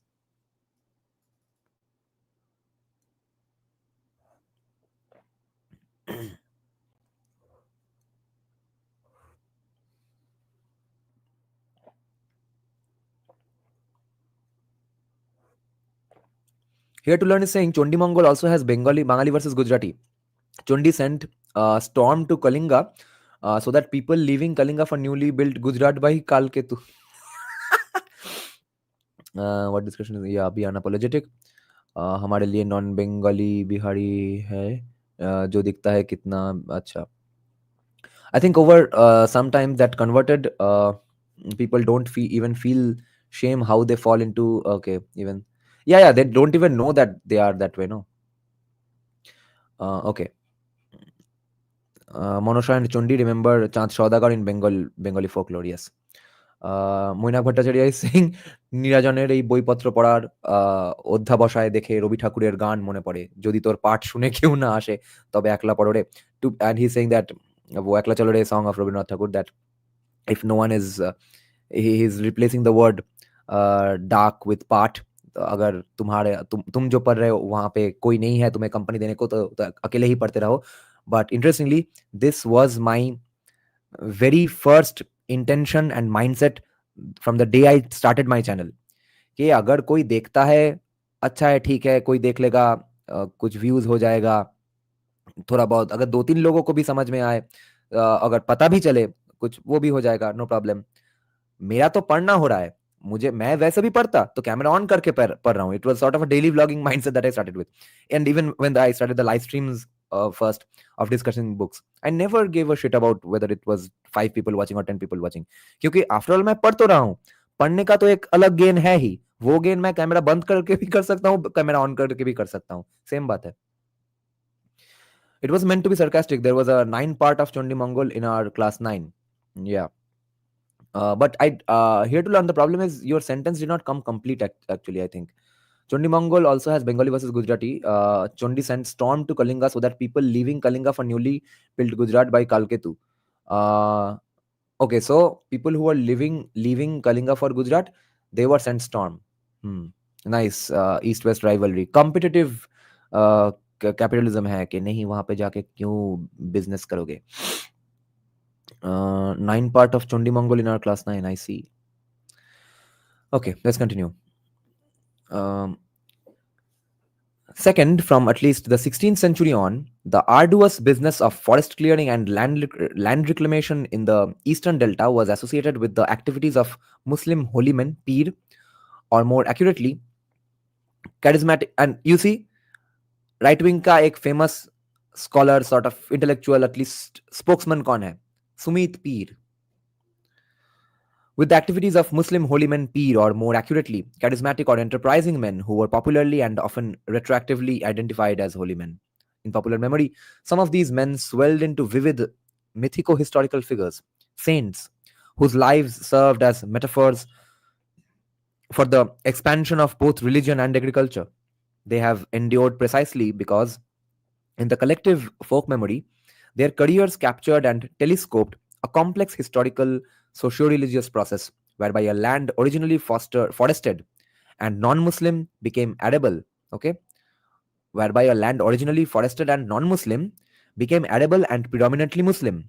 For example, the epic poem Rai Mongol, composed by Krishnaram Das in 1686, very old, concerns a conflict between a tiger god named Dokhin Rai. I few months back I posted a picture of this deity, okay, tiger god. You'll remember if you scroll back long enough in my community tab, the picture is of a deity with big gigantic mustache and with a gun in his head. He is the Dokhin Rai Devata, and he is present in all of these southern regions. He's also known as Dokhineshwar. Okay. Even his temple is called Dokhineshwar, incidentally, but it has nothing to do with Makali. I have been to Dokhin Rai Mandir, one Dokhin Rai temple. So now a fight between two deities. Let's see. So Rai Mongol Kabbo, composed by Krishnaram Das in 1686, concerns a conflict between a tiger god named Dokhin Rai and a Muslim hero named Badi Ghazi Khan. As Dokhin Rai means king of the south, Rai means king, or Lower Bengal, therefore known as Dokhineshwar. The tiger god was evidently understood as a sovereign deity of the Sundarbans forest generally, whereas Badi Ghazi Khan likely represents a personified memory of the penetration of these same forests by Muslim pioneers. Although the encounter between these two was initially hostile, the conflict was ultimately resolved in compromise. Let's see how. The tiger god would continue to exercise authority over the whole of Lower Bengal, yet people would show respect to Badi Ghazi Khan by worshipping his burial spot marked by a symbol of the tiger god's head. Bhai, if you want to understand Indian history, you can't do it without reading our so-called mythological texts. Okay, हमारा सब का सब history छुपा हुआ है mythology में. It's sort of hiding in plain sight. In this way, Badi Ghazi Khan, probably the legendary residue of some sanctified pioneer, was remembered as having established the cult of Islam in the Sundarban forest. Okay, so this is where the fun starts. It was also in the 17th century that traditions concerning Bengal's most famous Muslim saint, Shah Jalal Mujarrad, died in 1346, of Sylhet, became transformed in ways approximating present-day oral accounts. Whereas the earliest written record of Shah Jalal's life, composed in the mid-1500s, identified the saint as a Turk sent to India by a Central Asian peer for the purpose of waging war against the infidels. Later hagiographical traditions substantially reinterpret his career. The Suheli Yaman, a biography compiled in the mid 19th century but based on manuscripts dating to the 17th century, identifies the saint not as a Turk from Turkestan but as an Arab from Yemen, hence Yemen, sent to India by a Sufi master in Makkah. Handing him a clump of soil, the master instructed Shah Jalal to wander through the world until he found a place whose soil exactly corresponded to it. Only after he had reached Bengal and assisted in the defeat of the Raja of Sylhet did he discover that the soil there exactly matched his clump. He therefore selected the mound of earth he had tested as the site of his Khanka or Sufi hospice. Bengalis, do you remember a gali? An almost identical version of this story is found in oral traditions recounted in the 1970s by villagers of Pabna district, nearly 200 miles west of Sylhet, in the central delta. When asked about the Islamization of Bengal, the villagers responded with the story of Shah Jalal and his clump of soil, maintaining that one of the reasons Islam had flourished in the delta was that the soil had been right for Shah Jalal's message. Thus, if 16th century biographers depicted Shah Jalal as a holy warrior and used his career as a vehicle for explaining the political transition from Hindu to Muslim rule, traditions dating from 17th century saw Shah Jalal through the prism of agrarian piety, viewing the saint as representing Bengal's transition not only from pre-Islam to Islam but from a pre-agrarian to an agrarian economy. मगर 16th century वाले बोल रहे हैं कि वो तो आए थे युद्ध करने.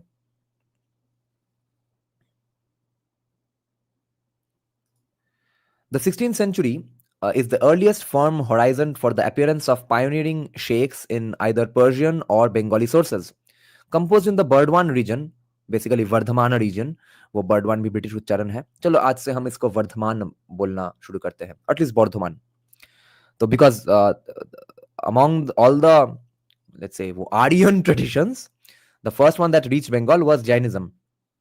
So in the Burdwan region, so Vardhamana Mahavira's name. So composed in the Vardhaman region around 1590, at the dawn of Mughal rule in Bengal, Mukundaram's Chondi Mongol celebrates the goddess Chondi and her human agent, the hunter Kalketu.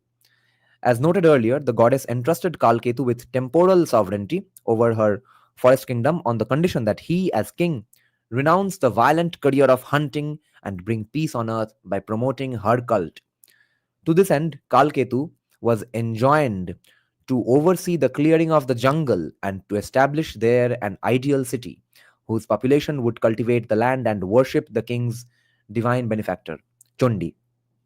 Just as the goddess extended her protection to the king, so also Kalketu extended his protection to the peasants, to whose chiefs he gave golden earrings, symbolizing his intermediary role between them and the goddess. To assist the beginnings of agriculture, Kalketu promised not to collect any revenue for 6 years. Tax breaks, libertarianism again. He also gave each cultivator, वैसे ये crony capitalism है क्या? Tax break काहे दिया? He also gave each cultivator a document, patta, recognizing his tenure, and specified that the collection of taxes would be based on the number of plows. Attracted by such favorable terms, peasants and other rural castes, representing the full spectrum of Bengali society as Mukundaram saw it, emerged in the new forest kingdom and took an oath of loyalty to the king by accepting a piece of betel, pan, from his mouth. Let me check here to learn his comments here. Yesterday in a right-wing Bengali page, I read excerpts from Chaitanya Bhagavat, where Chaitanya along with his followers burnt and destroyed the... Yes, that's a famous one. You didn't know. The Qazi used to persecute Vaishnavas and ban... Yes, oh my God. The quotes of Chaitanya Mahaprabhu that are there, that come out right now, I'm waiting for you outside, Bahara, I'll cut off your head right now. Those are the things Chaitanya Mahaprabhu said to the guy, and the Qazi goes running about here and there, apologizes, etc. The tale of Devi Bonobibi and Dokhin Rai and the Muslim deity fighting each other is also interesting. Okay, let's continue. By accepting a piece of betel. Mukundaram's poem can thus be read as a grand epic dramatizing the process of civilization building in the Bengal Delta and specifically the eastward movement of the Delta's ecological frontier An agrarian civilization pushed into formerly forested lands. Okay, पहले जंगल था, agricultural land बनता है. ये conversion दिमाग में रखना बहुत जरूरी है to understand Bengal's history. It is true that the model of royal authority that informed Mukundaram's work is unambiguously Hindu. Yet, it was Muslims who were the principal pioneers responsible for clearing the forest, making it possible for both the city and its rice fields to flourish. The great hero Kalketu is clearing the forest, wrote the poet. Quote, hearing the news, outsiders came from various lands. The hero then bought and distributed among them heavy knives, axes, battle axes, and pikes. From the north came the Das people. 100 of them advanced. So the Borendruka the what? They were struck with wonder on seeing the hero who distributed betel nut to each of them. From the south came the harvesters, 500 of them under one organizer. From the west came Zafar Miah, together with 20,000 men. Suleimani beads in their hands, they chanted the names of their Peer and the Prophet. Having cleared the forest, they established markets. Hundreds and hundreds of foreigners ate and entered the forest. Hearing the sound of the axe, tigers became apprehensive and ran away roaring. In this passage, Muslim pioneers are unambiguously associated with important events taking place in the poet's time, the clearing of forests and the establishment of local markets. Moreover, uh, the Muslims involved in forest clearing operations are said to have come from the west, suggesting origins in Upper India or beyond, in contrast to the aboriginals or the Das people who came from the north and the harvesters who came from the south, that is, from within the delta. Far surpassing the other pioneers in point of numbers, the 22,000 Muslims were led by one quote unquote Zafar Miah, evidently the chieftain or the organizer of the Muslim workforce. Significantly, members of that workforce laborers chanted the name of a Peer, quite possibly that of Zafar Miah himself. In sum, while the poem cannot be read as an eyewitness or eyewitness historical narrative, we know that its author drew the themes of his poem from the culture of his own day. Even if there had been no historical Zafar Miah, the poet was clearly familiar with the theme of thousands of Muslims attacking the forest under the leadership of charismatic peers. It is instructive to place such early modern literary evidence side by side with administrative records. Okay, yes, it's important. Dating to the 17th century, when Mughal authorities were consolidating their rule throughout the Delta. In these records, one finds evidence of Muslim pioneers opening up virgin forest for rice cultivation by mobilizing labor, advancing capital, and clearing the forests preparatory to the launching of rice cultivation operations. As a condition of their receiving Mughal support and authorization, these men were also required to build primitive mosques of bamboo and thatching, thereby establishing the earliest Muslim institutions in what had theretofore been dense forest. For example, soon after the Mughals annexed the heavily forested Chittagong region to their growing Bengal province in 1666, mosques and shrines began proliferating throughout the area as local imperial authorities issued orders or sanads to district revenue officers authorizing the transfer of jungle lands from the royal domain to members of an emerging local gentry. These tax-free grants set in motion important social processes. Forest lands became rice fields, the indigenous hunters, fisher folk, or slash and burn farmers became wet rice cultivating peasants. They also became clients of the pioneers who had opened up particular tracts of land. Since these grants were renewed over time, subsequent generations of villagers became clients of descendants of those pioneers. And many of those same pioneers, in turn, over time became venerated as Muslim holy men, while their grave sites became shrines worshipped by Hindus as well. Politically, such land grants aimed at deepening the roots of Mughal authority on an unruly frontier.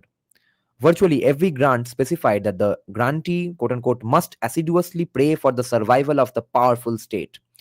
Through such intermediaries, the state also sought the loyalty of those persons described as the grantee's dependents or Vabastigan.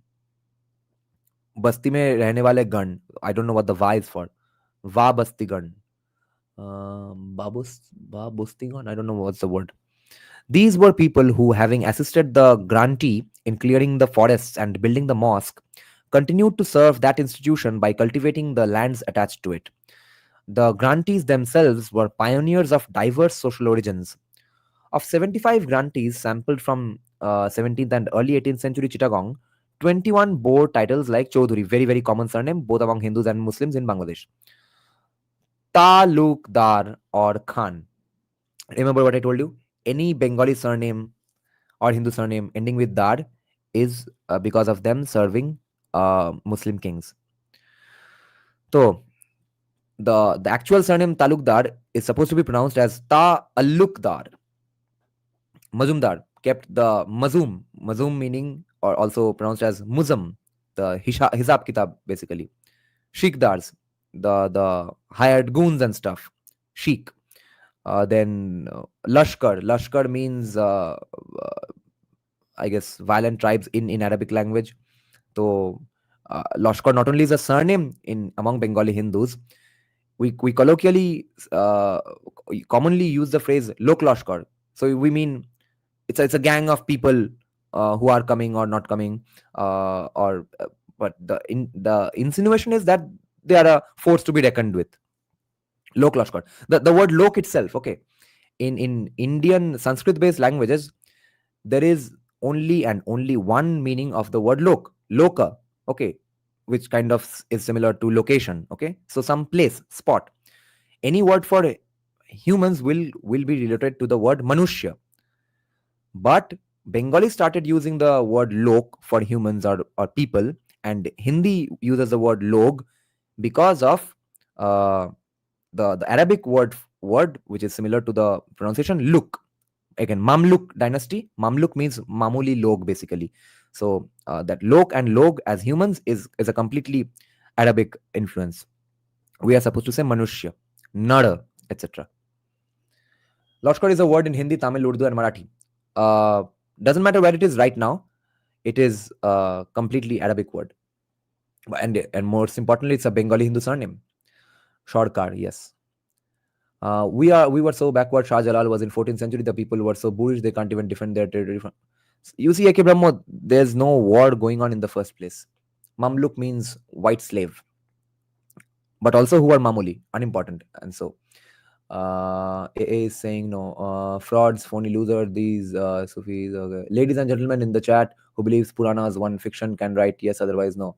Just as he. Ladies in the chat, who believe Puranas are fiction can write yes or no.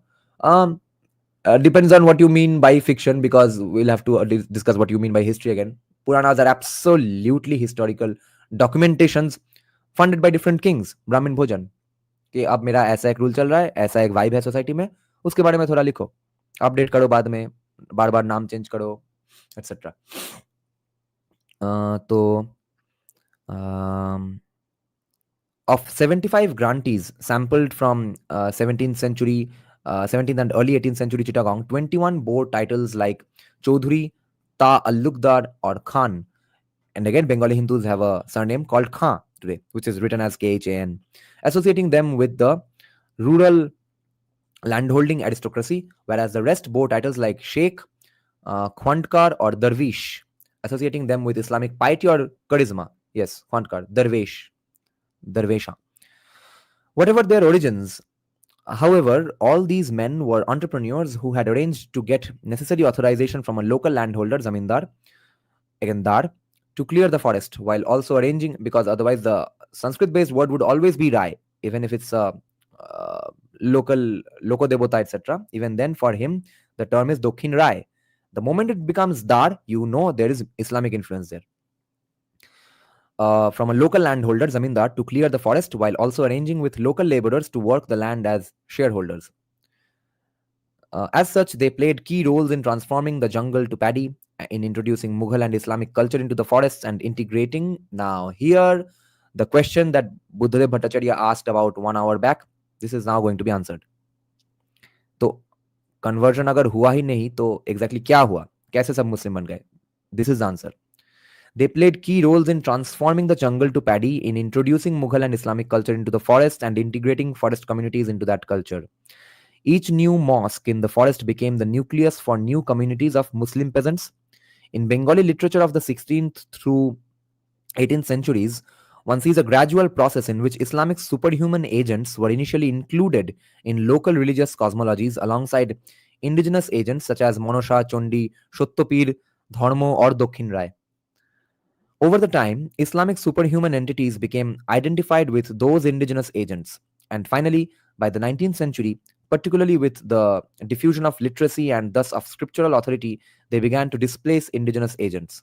In sum, the twin processes of peasantization and Islamization appear to have proceeded simultaneously along the delta's eastern frontier, both of them stimulated by the activities of pioneer developers acting under the authority of an expanding Mughal state.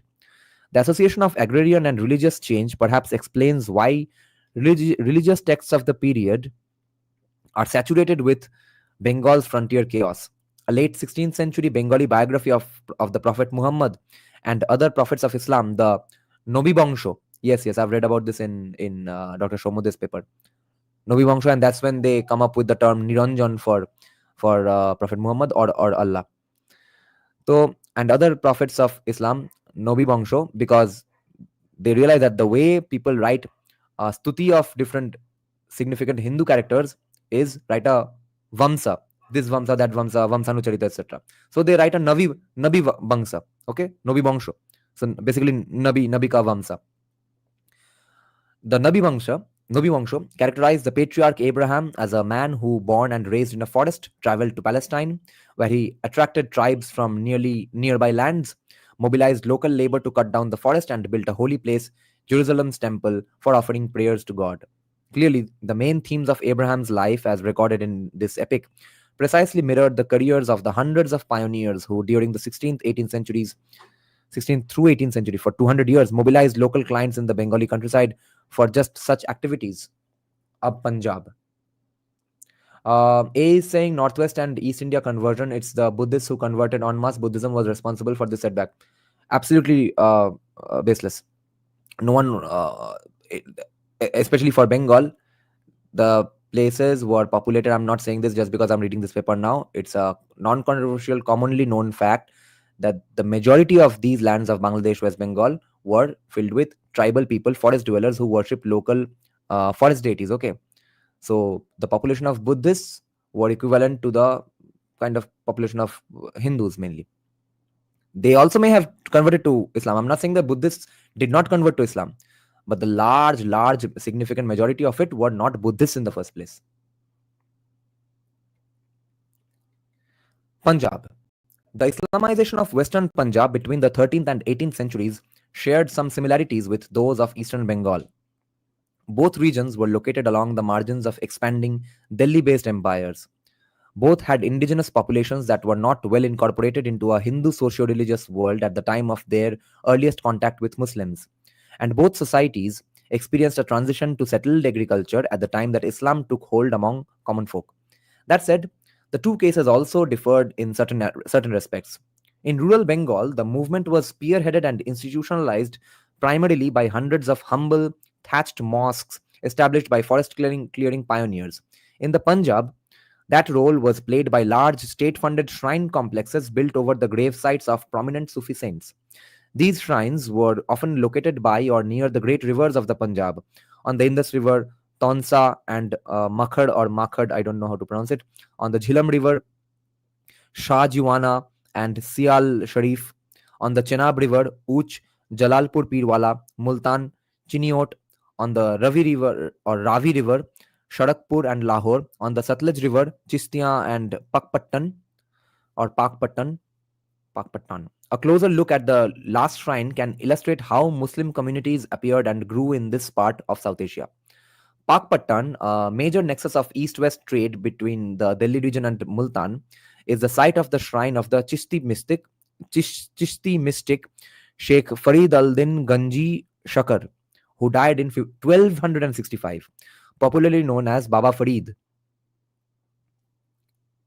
The Sheikh maintained two traditions of Islamic piety. For an elite group of full-time residents at his convent, the Sheikh gave instructions in the mystical practices of the Chishti order. For ordinary folk, he handed out amulets, tawid, tawhid, I guess, or tawid. Oh, tabiz. Okay. So the tabiz idea, that's again worn today by countless Hindus as well. Supernaturalism में focus करोगे भाई, Greco-Roman / Hindu adjacent ideas छोड़ के, तो क्या होगा? For ordinary folk, He handed out amulets, taweez, seen as a protection against evil, a boon for good fortune or an agent for the cure of an illness. Contemporary observers noted that huge crowds would gather daily to offer gifts in return for the Sheikh's blessings. In time, his convent became a nexus for the circulation and redistribution of much material wealth in the region. It seems that the spiritual authority of Baba Farid and other great sheikhs of the Punjab and later the authority of their shrines was displaced onto specific tracts of territory. In the same way that a governor's jurisdiction is limited to certain territory, an early 16th century account records that Baba Farid's spiritual power protected one Abid Allah Rumi from highway robbers as he traveled from Pakpattan to Multan for the Pakpattan to Multan for the saint had because the saint had told the traveler that from here Pakpattan to such and such a village is in my charge, and from such and such a reservoir is the frontier of Sheikh Bahauddin Zakaria, the great sheikh of Multan, beyond which is in his charge. After his death, Baba Farid's spiritual power, or baraka,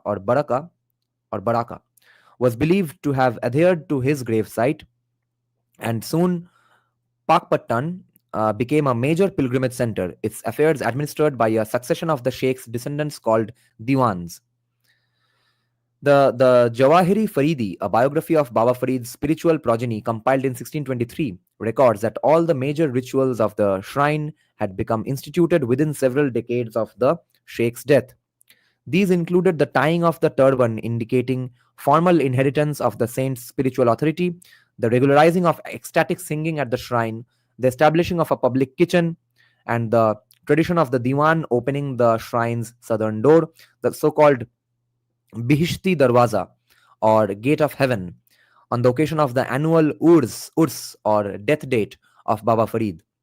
The 14th century historian and poet Amir Khusro described who wrote Chap Tilak Sab Chini, ke, I wiped out my Tripundrak, etc., because I fell in love with a Muslim girl. Amir Khusro described this celebration in detail. In 1315, he writes, the Sheikh's 50th death anniversary was celebrated by the pilgrimage of pious persons to Baba Farid's shrine, the recitation of his wonderful deeds and entertainment provided by an ensemble of devotees. The shrine soon caught the attention of the court of the Delhi Sultanate, 1206 to 1526. The 14th century historian Shamsi Siraj Afif recorded that the future Sultan Ghiasuddin Tughlaq, 1321 to 25, was told by the shrine's diwan that he, his son, and his nephew were all destined to rule India.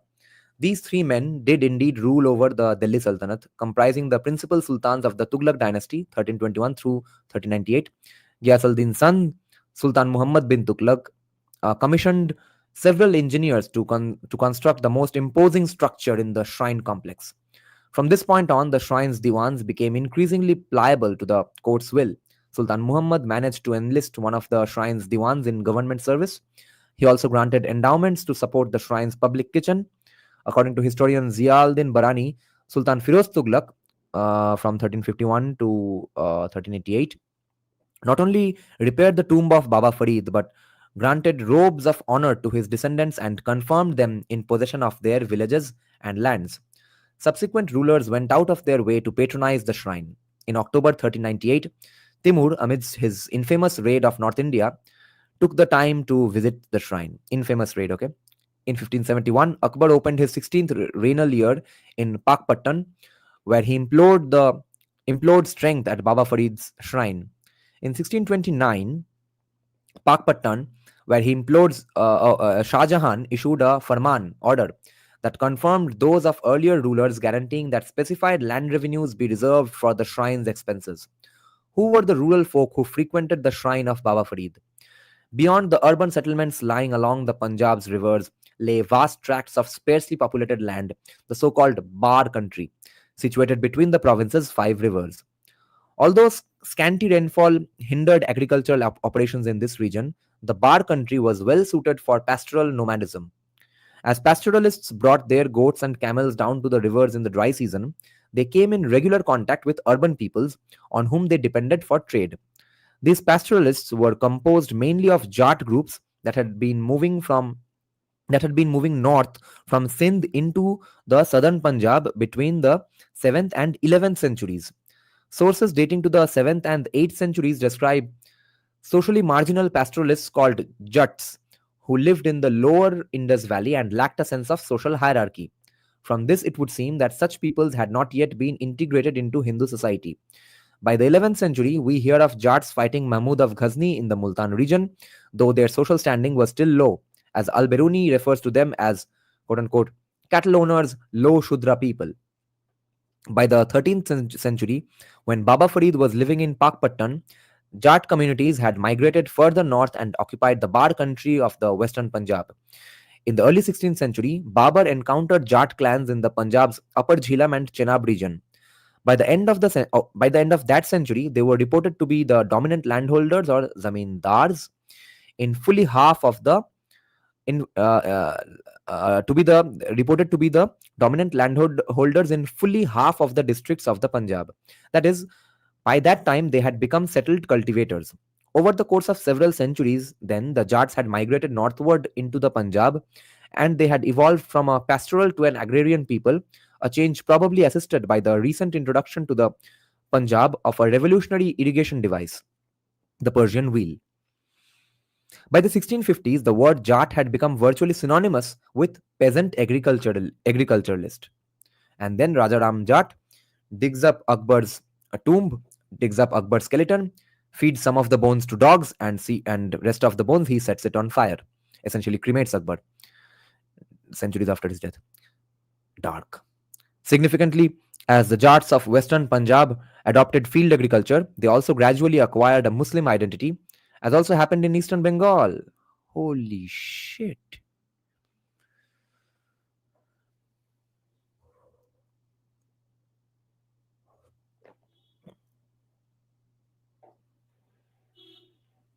Yes, landlords.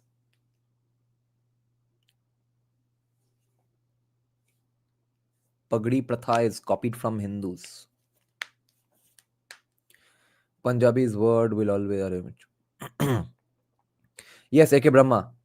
Right now, if you hypothetically dug up Akbar's grave, you wouldn't find anything there. It's just a symbolic grave. There's no skeleton inside it. It would have disintegrated anyway by now, but it's not there to begin with.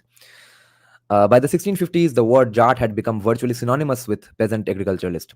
Significantly, as the Jats of western Punjab adopted field agriculture, they also gradually acquired a Muslim identity, as also happened in eastern Bengal. Although in recent times, over a dozen Jat clans have claimed Baba Farid himself as the agent of their conversion, most of these groups were not yet present in the Punjab in the 13th century when Baba Farid was living. Rather, the agent of change seems to have been Baba Farid's shrine, which ever since 1265 had sustained the barakah of the saint through its succession of diwans and its rounds of rituals and festivities. As they moved up the Indus Valley and settled in the Punjab, Jat clans became integrated into the orbit of the shrine's socio-political influence. Because the shrine was very much an intermediate institution, patronizing Jat clans while being itself patronized by the court at Delhi. The Jawahiri Faridi states that the service Jat clans rendered to the progeny of Baba Farid also included military obligations. The ties between Jat clans and the shrine's leaders even extended to marital alliances. Dependent Jat groups gave their daughters to the Diwans and their immediate family, whereas daughters of the Diwan's family were kept within the family. Within the family. The Jawahiri Faridi not only lists the clans that, as of its composition in 1623, had entered into a bride giving relationship with the Diwan and his family, but even names the groom and the bride's father in such alliances. Thus, of 13 known marriage alliances between the Khokhar Jats and the shrine, 7 Khokhar brides were daughters of clan Maliks or chiefs. And of these same 13 alliances, 3 brides went to the Diwans themselves and 6 went to sons of various Diwans. Such alliances can be dated back to the mid 15th century, and similar marital alliances with the shrine can be traced for other Jat clans such as the Bhattis, Hans or Hans. Oh, so Han or Han is the singular, I guess, and Hans is the plural, and Dhudhis. Crucially, as Jat tribes entered into economic, political, and marital relations with the shrine of Baba Farid, they also adopted an Islamic identity. This is seen above all in the pattern of names they chose for their children. Richard Bulliet has perceptively suggested that when parents select names, quote, one overriding motivation in many instances is the specific desire either to display group membership in a name or to conceal group membership. I love the idea of this concept of sociology of names. I'm big time into it. I love researching these things. Unless there is some peculiar reason for doing so, parents are generally loath to burden their children with names that will cause them to be ostracized. Like today, why won't you uh, find a Bengali, you won't catch a Bengali dead naming their children after any deity in the cities, at least the Brahmins with those castes. Like I I uh, I bought wo, who's the famous Sanskrit discussion YouTuber whom I really like. I've just forgotten his name because I've not checked it out his channel in recent times. The guy who was in some big time corporate job is now full time into discussing Sanskrit. Has about hardly 90,000 or 1 lakh subscribers in his YouTube channel. Okay, uh, can you all understand who I'm talking about? Has repeatedly come on Sanjay Dixit's podcast as well. So his book Sunama for naming baby kids, etc. For naming Hindu babies. I bought that and recommended Nityananda Mishra. Yeah. So I bought that book and recommended a fantastic name for a friend of mine who had a child. She did not take it. She kept it as a as a nickname. Okay, because uh, everyone I've recommended such names to has said that it kind of sounds like an uncleish name. If you name any deity for your kid, sort of an uncle name or grandfather name. Interestingly, that friend of mine who rejected this name has a similar problem with her as well. Her actual name is not a deity name. Her nickname is a beautiful deity name. Okay, she uses that as just nickname. Hilarious. So maybe her parents had the same, um, let's say, fears, uh, and she's Brahmin. And another fun thing is that I wanted to let this let the non-Bengali viewers, especially the Marathis in my channel, know that an interesting factor is that uh, I'm not sure exactly what were the Bengal Maratha relationships because of course during partition they were all friendly. Then people are mostly respectful of Savarkar up until 70s 80s. But actually Shibaji is a pretty common surname among people born in 70s and 80s in Bengal. Okay, you'll find many Shibajis. Okay, because and it's absolutely named after Chhatrapati Shivaji only because we don't pronounce Shiv as if it was named after Bhagwan Shiv, we would call him Shivji, right? Or Shivji. It's specifically Shibaji because it's a spin on the pronunciation of Shivaji. Okay, like for example, the drummer of the one of the more pioneering Bengali rock bands, Cactus. That that band's drummer is his name is Shibaji. Nickname say Baji नाम से लोग जानते हैं, but Shivaji is a very common used to be a common name at one point. Today you won't catch anyone dead naming their kids Shivaji.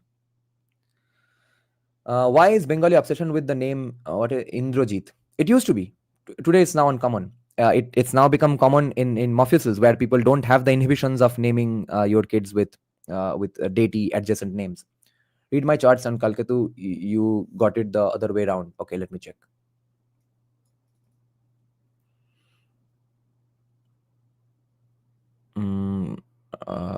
Read my chants on Kalketu. You got it here to learn, here to learn. Nityananda Mishra.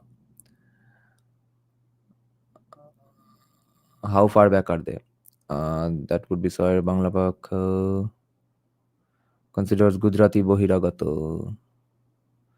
No, it's quite opposite. Kalketu himself built Gujarat with Chondi's blessings, but it was underpopulated. So Chondi sent storm to Kalinga, so people flee to Gujarat. What the hell? It's hilarious that Bengali goddess chasing away Bengalis and Oriya so that they go and settle in Gujarat. কি আজব ব্যাপার Descendants of Budgis. Yeah, Bodgi descendants. Okay, let's continue. This was a nice digression. Let's check out this footnote, by the way. In these environments, this is written by Chishti in Jawhari Faridi. In these environs, the Khokhars, Dudhis, Joyas, Bhattis, Wattus, and other groups who became Muslim from the time of Baba Farid until now are busy in prayer and fasting, for they are the possessors of dignity in the environs of Pakpattan. They can place 10,000 cavalry and foot soldiers in the Diwan service and have complete faith in Baba Farid and his descendants and are their murids, disciples. Okay, anyway. So Richard Bulliett is saying one overriding motivation in many instances is the specific desire either to display group membership in a name or to conceal group membership Unless there is some peculiar reason for doing so, parents are generally loath to burden their children with names that will cause them to be ostracized. In other words, naming for many parents is an act that reflects, usually unconsciously, their view of the society around them at that particular point in time. Yeah, today no one's going to name their children even Bonkim, Shorot. Shorot Chandra, definitely not. Robindranath, no, absolutely not. The Sial clans of Jats of Jhang district, according to both the shrine's hagiographic accounts and the earliest known history of the clan itself, were introduced to Islam by Baba Farid himself, um, hmm, who is said to have converted the clan's founder, Rai Sial. So Rai pehle raja tha, king tha, Hindu naam se. After this event, according to these accounts, all Sials, so the name Sialkot, all Sials were presumably Muslim. Now, what I'm wondering is why are foxes and wolves called Sheal in Bengali? All Sials were presumably Muslim. Holy shit. But if one applies Bulliet's reasoning to the 14 genealogical charts of prominent Sial families given in that clan's own chronicle, a different picture emerges. These charts record 20 generations of leading Sials from Rai Sial to the time of the book's composition in 1862. Knowing as we do the dates of the Sial chiefs in the 9th and 17th generations, we can estimate the approximate date of each generation by using the rule of thumb of 3 generations per century. This would place Rai Sial's life in the early 13th century. As the accompanying table of table 1 of Sial naming patterns indicates, let's check out the table naming pattern. ये देखना impossible है यहाँ पे. All masculine given names through the 6th generation remained Punjabi secular names. It was only in the early 15th century that specifically Muslim names began appearing at all. Gradually, between then and the early 17th century, the incidence of Muslim given names edged up from 10.24% of the total to 39.21%, not achieving parity with Punjabi secular names until about the middle of that century. It was not until the early 18th century that Muslim names became clearly dominant, 81.81%, and it was not until the 19th century that they achieved totality.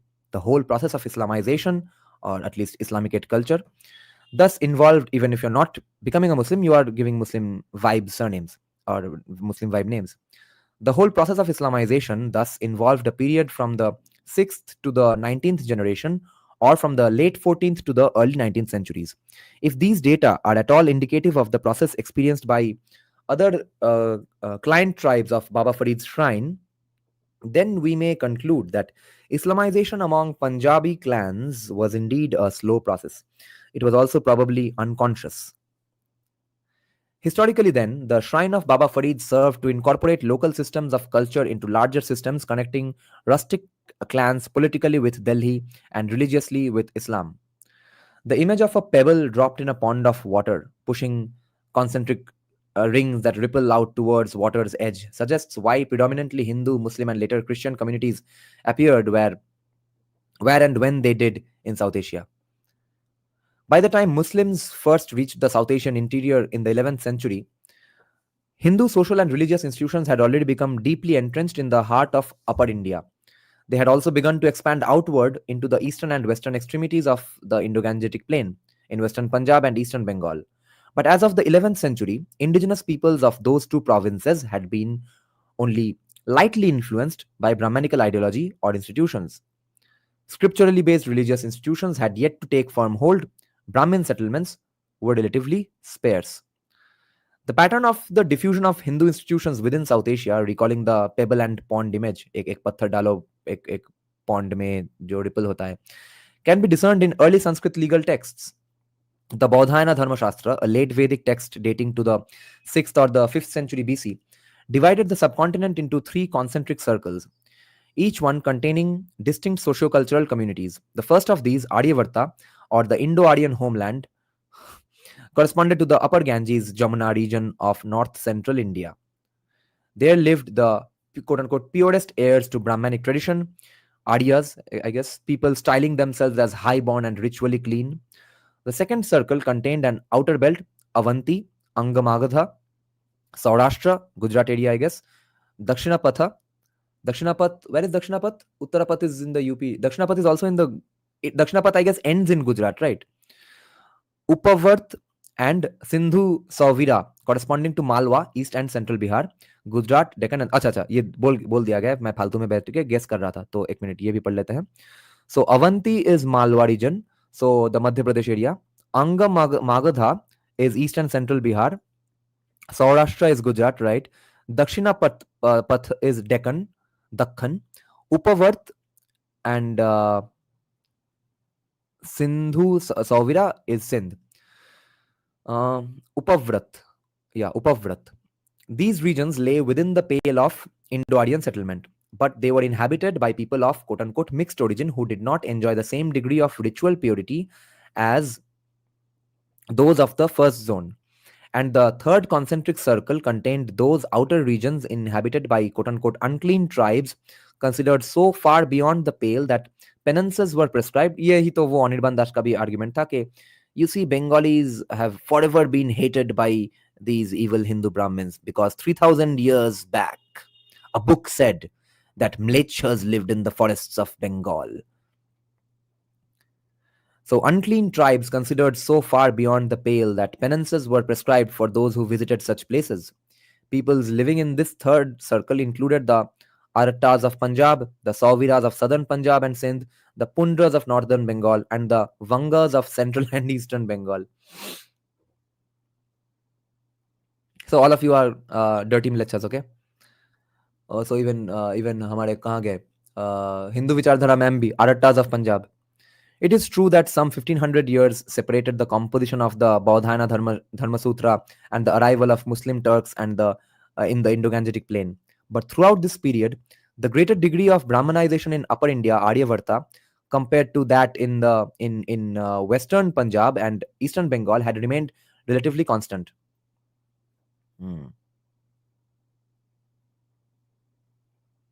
In the 11th century, history's first Indologist, Abu Rehan al-Biruni, died in 1050 AD, described the Jats of the Middle Indus Valley, ancestors of future Muslims in the Punjab, as cattle owners, low Shudra people. That is, they were enlisted at the lowest rung of the Varna system of social classification. On the other side of the subcontinent, Brahmanical institutions appear to have been progressing still more slowly. As late as the 7th century, the easternmost tracts of Bengal were described as lying quote-unquote outside the pale of human habitation, where there is no distinction between natural and artificial, infested by wild animals and poisonous reptiles and covered with forest outgrowths. तो भाई यहाँ पे कहाँ से Buddhism आएगा? मतलब Buddhism का इतना फोर्सफुल मिशनरी कन्वर्जन वर्क था कि जाके पूरा जंगल में घूम घूम के टाइगर वाइगर हैंडल करके सब ट्राइबल्स को कन्वर्ट कर दिए बुद्धिज्म में. The persistently weak status of Brahmanical social institutions in eastern Bengal and western Punjab meant that in both regions, Islam, a scripturally based tradition, had little competition from another such tradition. Yes. Casteism होगा कैसे भाई? Competition देने वाला कोई है ही नहीं. इस्लाम को खाली जमीन मिल गया था बंगाल में. यही है argument.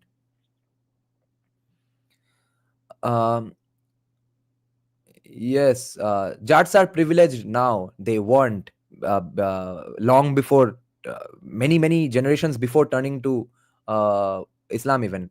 And he's specifically talking about Muslim Jats. My ancestors were Mool Nivasis in ancient Vanga.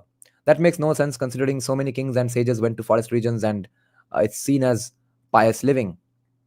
Yes, they can go to live, but only in the forests which are maintained by established and popular kings. Okay, like Chandragupta Maurya ke forest mein jao, koi problem nahi hai. These forests are beyond wo. Remember the Lion King scene? Okay, Mufasa explaining to Simba, you must never go there, Simba. What's beyond those shadowy borders?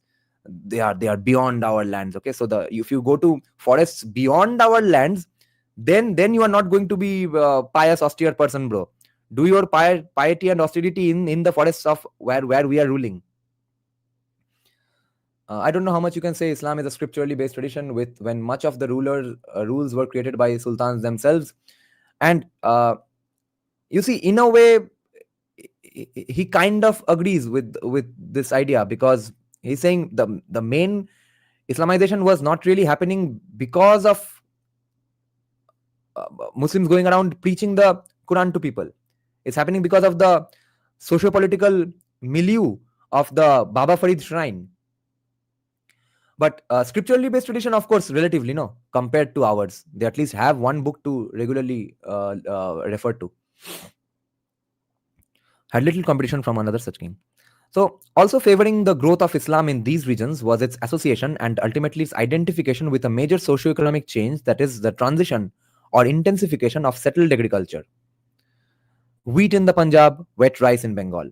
Because this transformation was conceptually linked with the pioneers or shrines through whose agency it had occurred, communities undergoing the transition gradually integrated Islamic superhuman agencies into their religious cosmologies. And they also began giving their children Arabic or Persian names, reflecting their slowly evolving cultural identity. This kind of religious change in Bengal and Punjab was not, however, unique to Islam. In 1898, when the colonization of East Bengal's forests was still within living memory, a native of northern Sylhet recalled that whenever a new village was founded, a temple to the goddess Kali was built, if the founding landlord was a Shakta Hindu, and a temple to Vishnu if he were a Vaishnava. If the majority of the villages were Vaishnava, they would build a shrine to Radha and Krishna. And if the village were founded by Muslims, a shrine to some Muslim peer would be established. In other words, grants made out to Hindu colonizers tended to integrate local communities into a Hindu ordered cultural universe, while grants authorizing Muslims to establish mosques or shrines tended to integrate them into an Islamic ordered cultural universe. यहाँ पे we have something important to acknowledge and note. So, where did we mainly, I guess, let's say, miss out on? Okay, क्या हुआ के so therefore there were not enough Hindu kings to fund these things. Okay, there were more Muslim kings to fund these things. Now, why weren't there most Hindu kings to fund these things? Pala dynasty preferred Buddhism. Now, for that, I guess you all can say Buddhism is to be blamed in a way, but it's not that everyone had converted to Buddhism, then all of them again converted to Islam. That's not what happened. But Pala dynasty favored Buddhism, but that Buddhism remained only inside the monasteries. अब जब कोई राजा का fund करने का time आ रहा है, तब पाल dynasty भी वो भी नहीं कर रहा है. And even Pal dynasty was much later. And Shashank, of course, the greatest Hindu king of Bengal, leaves a dumbass as a descendant. And then his dynasty goes to hell. Bengal falls into 100 years of chaos. A Brahmin bureaucrat called Gopal is begged by different warlords and begged to take up the reins of the entire place of Vanga. And he changes his caste from Brahmin to Kshatriya. And Gopal, therefore, the Pala dynasty starts.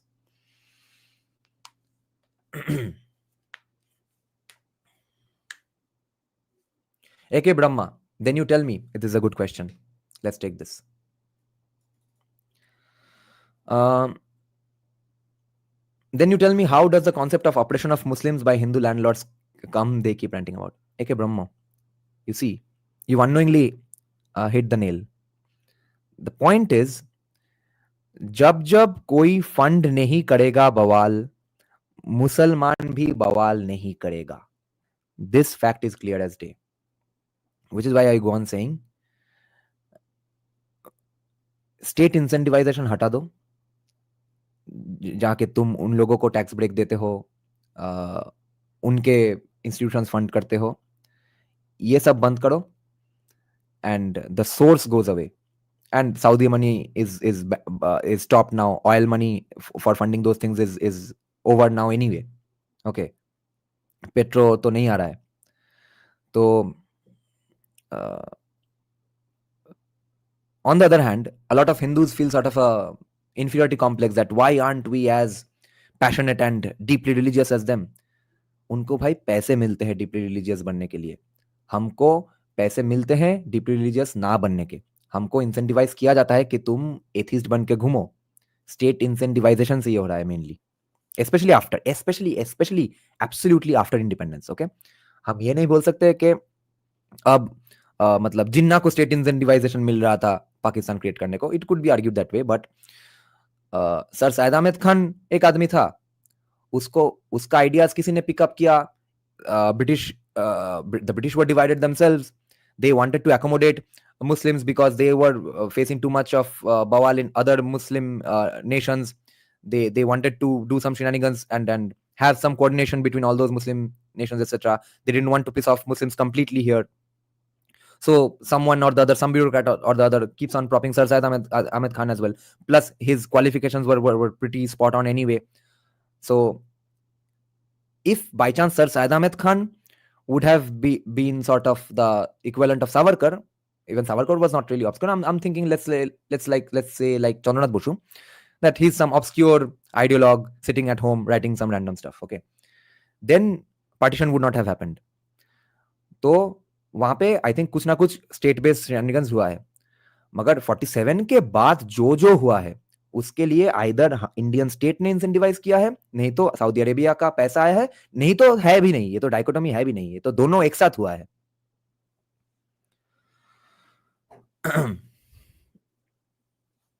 Is Qatari money on its way out? How, Anand? I'm pretty worried about the Qatari money. But another thing I want to elaborate on, K. Brahma. So you see, the question you are asking, therefore, is completely concocted BS by commie academics today, who are ignoring geniuses in their own field, like people like Richard M. Eaton से लेके इरफान हबीब सबको। इरफान हबीब बोल रहा है कि Muslims used caste system to their benefit, तब इरफान हबीब का नहीं सुनेंगे। रिचर्ड एम ईटन बोल रहा है कि ब्राह्मण थे ही नहीं, बोसरी के ऑपरेस कैसे करेगा, रिचर्ड एम ईटन का नहीं सुनेंगे, मगर उसको बुलाएंगे जयपुर लिटरेचर फेस्टिवल में। और हमारा साइड है कि इरफान हबीब ने कुछ और जगह पे कुछ गलत बोल दिया, रिचर्ड ईटन ने कुछ और जगह पे गलत बोल दिया, तो इनका पढ़ेंगे नहीं, खुद का रैंडम बना लेंगे।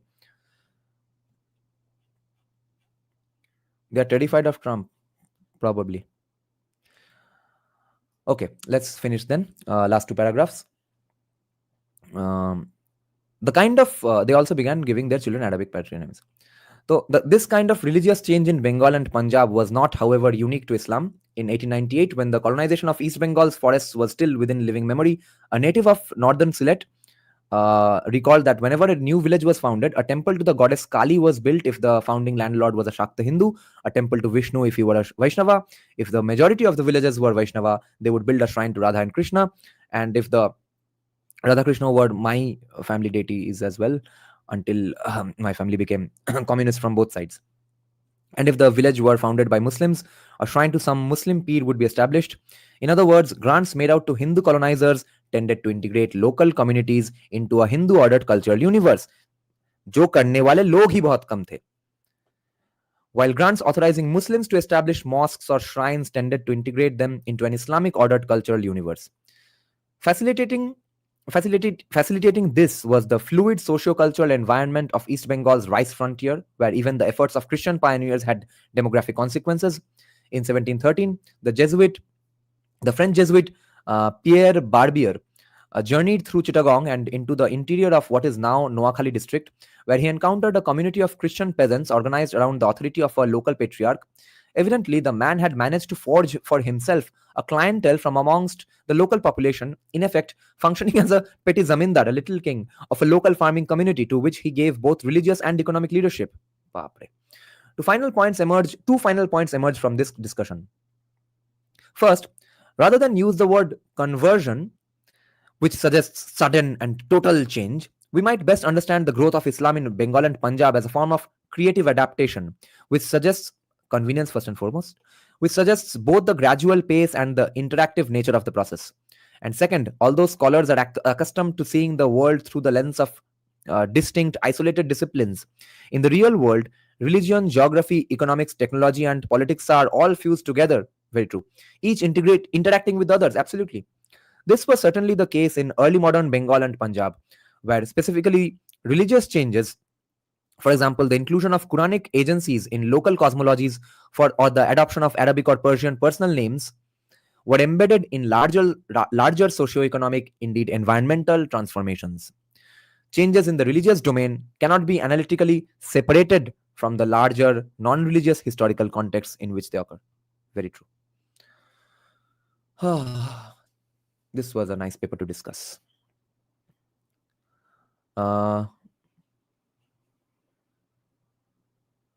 What are you guys talking about?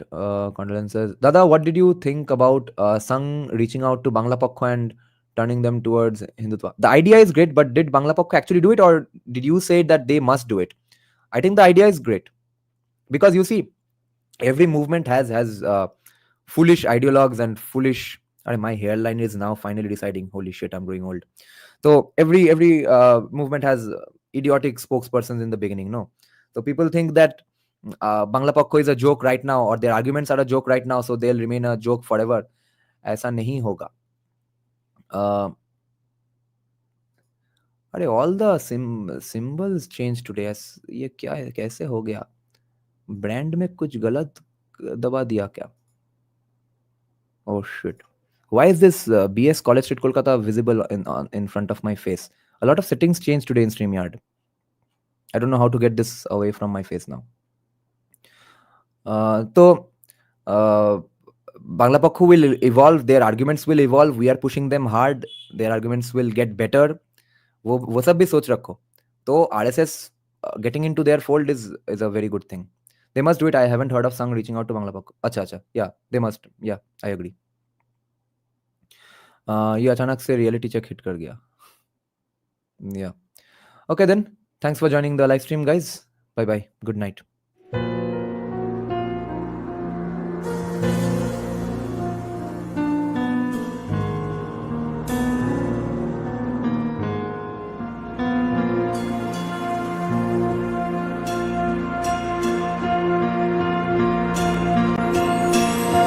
श्रवरूढं महाभीमं गुणाद्रंष्टाङ्गरप्रदम् अस्य युक्तं त्रिनेत्रं च कपालकर्णिकाकरां मुक्तकेशीं ललज्जयं पिबन्तीं रुधिरं चतुर्बाहु समायुक्तं वराभयकरं स्मरेत् चतुर्बाहु समायुक्तं वराभयकरं स्मरेत्